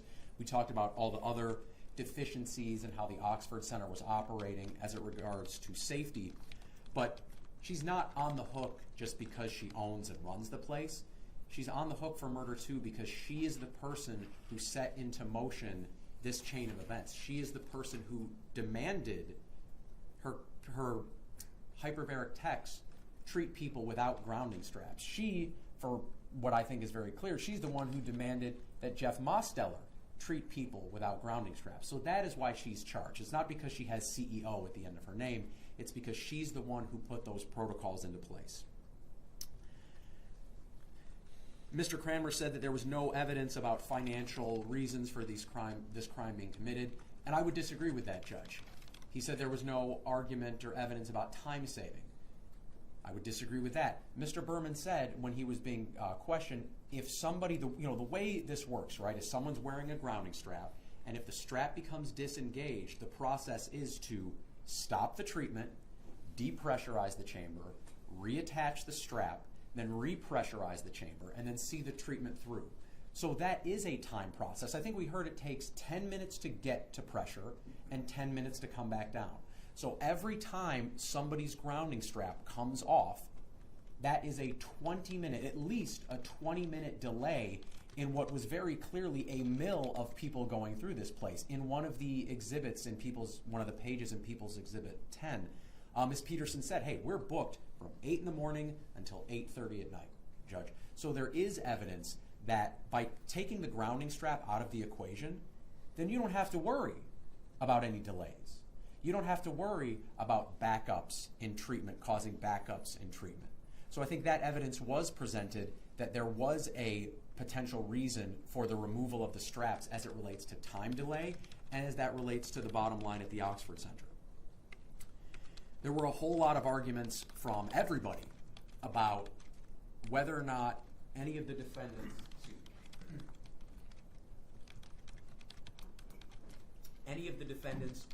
had a death wish, right? Or any of the defendants, wanted their family members to incur some sort of injury or what they must have known.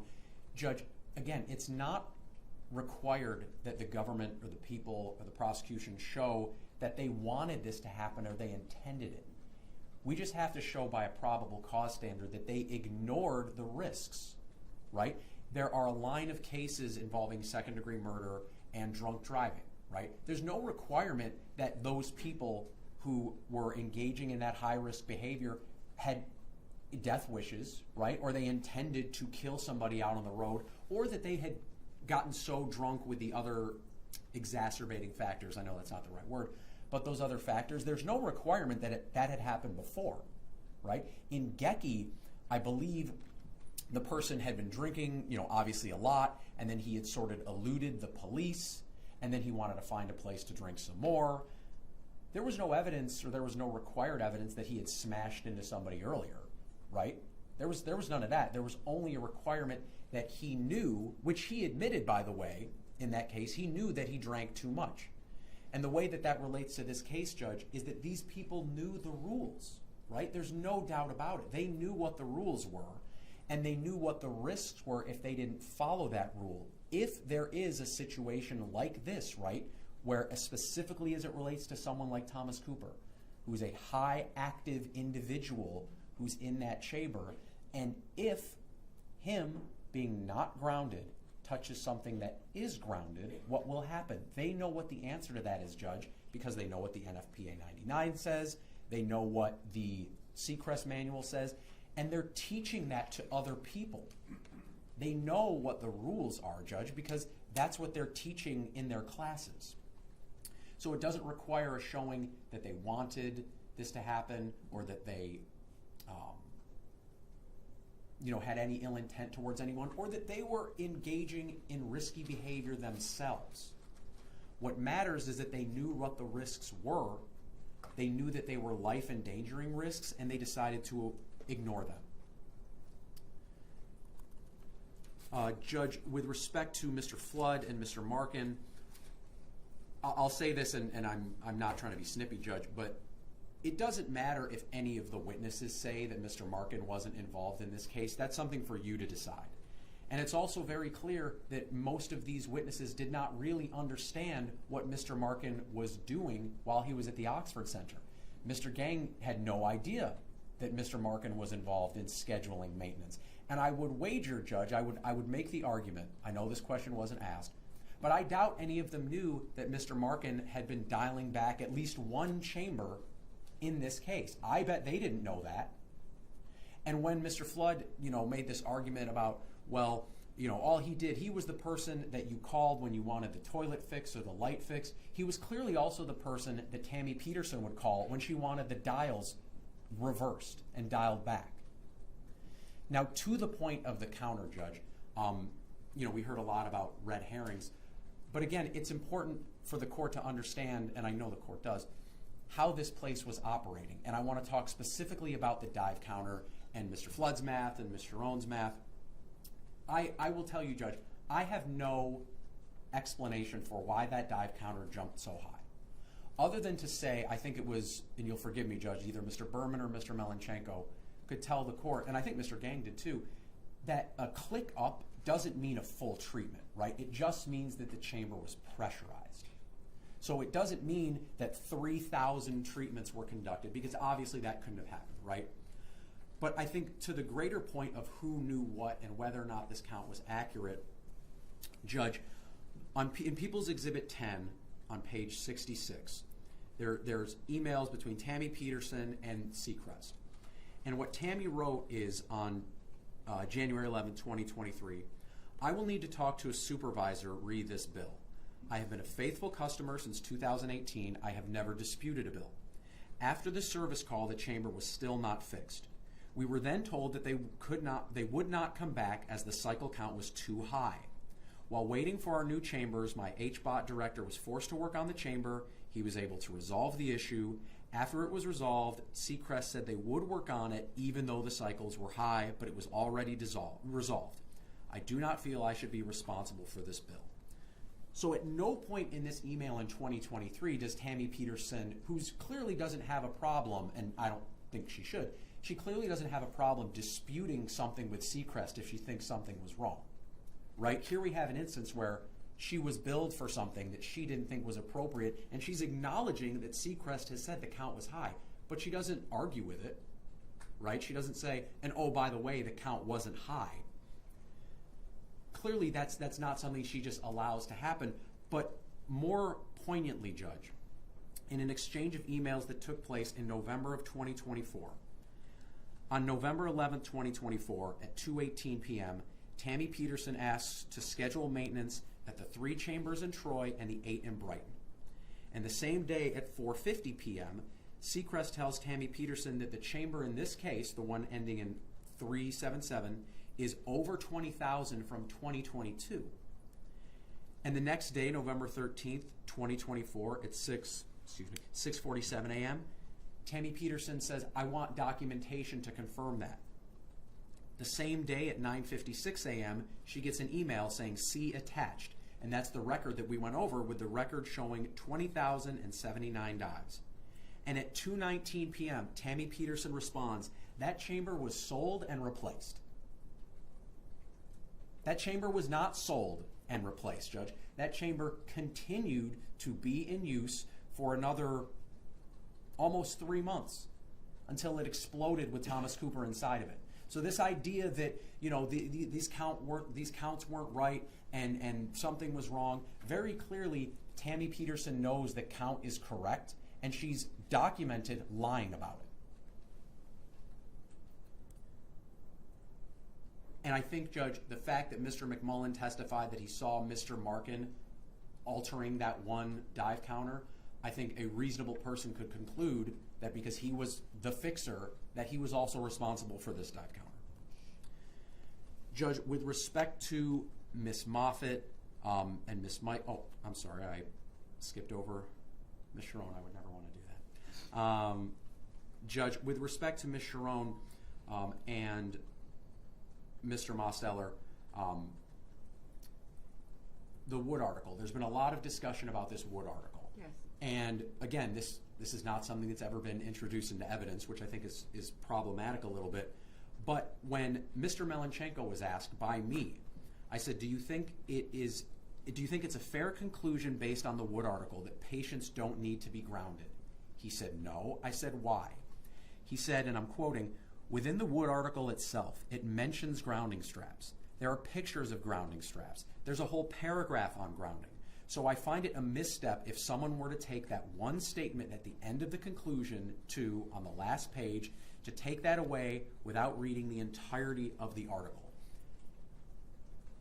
There are, as Mr. Melenchenko has said, Judge, there are sections in this article which specifically say you still need to be grounded, right? So that's the part that Ms. Sharon and the other defendants are missing, is they're saying even if you don't have to worry, and I'm not saying this is what they're saying, but even if you don't have to worry about this kind of fire, you still need to be grounded, which makes sense because that's what the whole universe, as far as we know, says. You have to have patients grounded. I'm also, and I could have missed it, Judge, but I'm reading from Mr. Melenchenko's report at page 7. And what he writes is, the author observed active patient movement in the moments leading up to the static discharge. This movement would have caused significant friction between the pillowcase, clothing, bedding, and the chamber mattress. The occupant rolled over onto his side and touched the acrylic, then rolled back over to his left. The sheet touching the mattress was rolled up under the child just in front of his left knee. It was at this point the static discharge occurred. The static appeared to discharge from the pillowcase to the exposed grounded mattress. The discharge created a spark, which ignited the nearby materials. Judge, that's exactly what is shown in the picture. That's exactly what Mr. Berman said. I just don't understand the disconnect. But very clearly, everybody who knows agrees that this was a static discharge fire.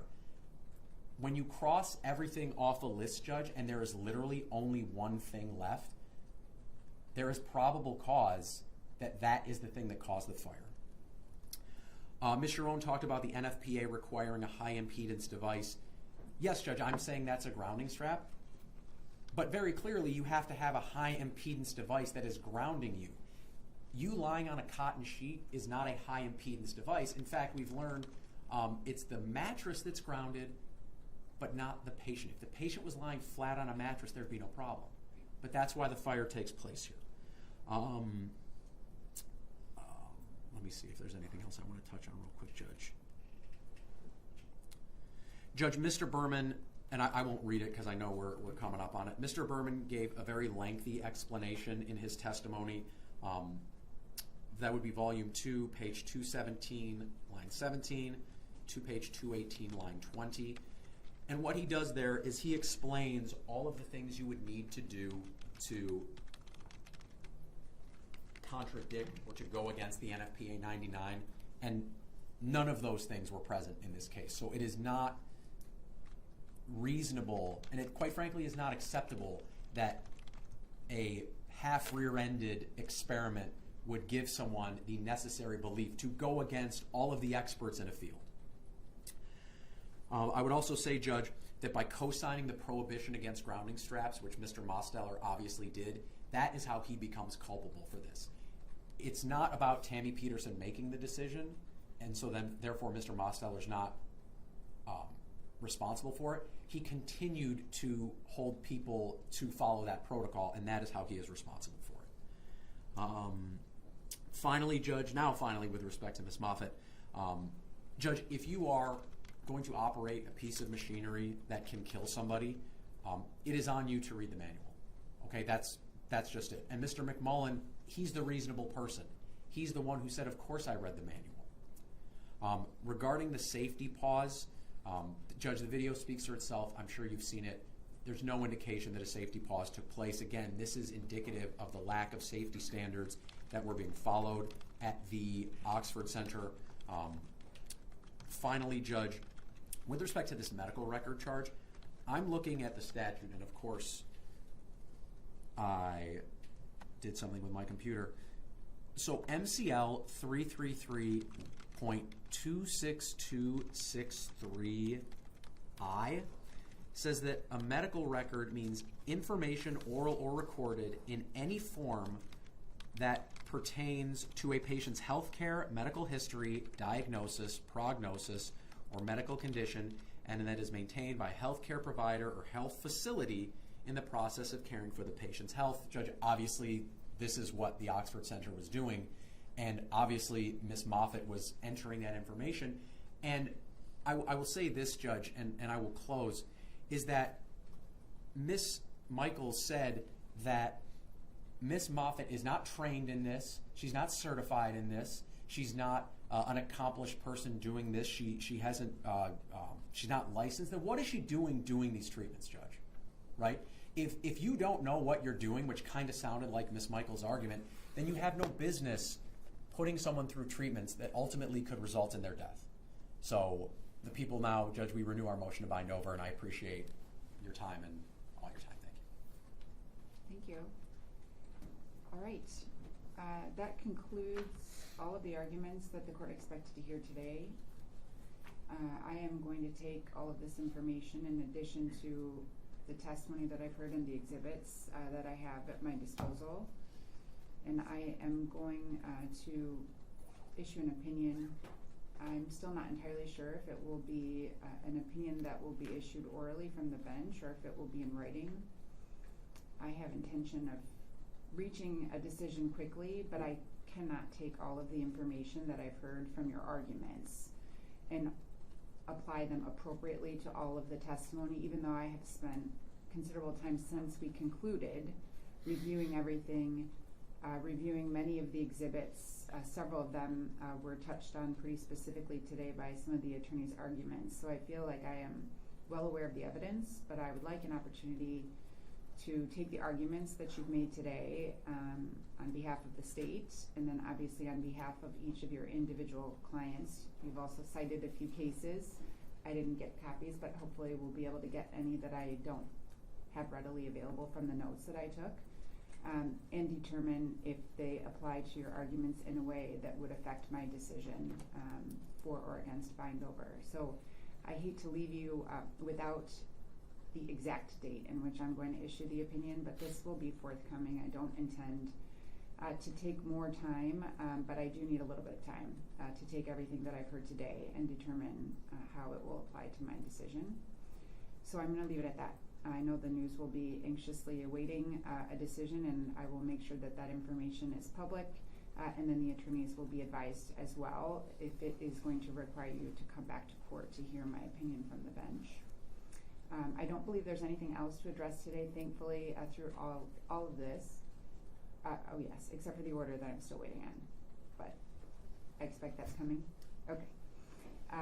But thankfully through all of this, I have not had any issues that have been raised regarding bond, so my intention is to just continue the bond for all of the defendants at this point as it is currently set, and we will be in touch shortly with more information about the opinion.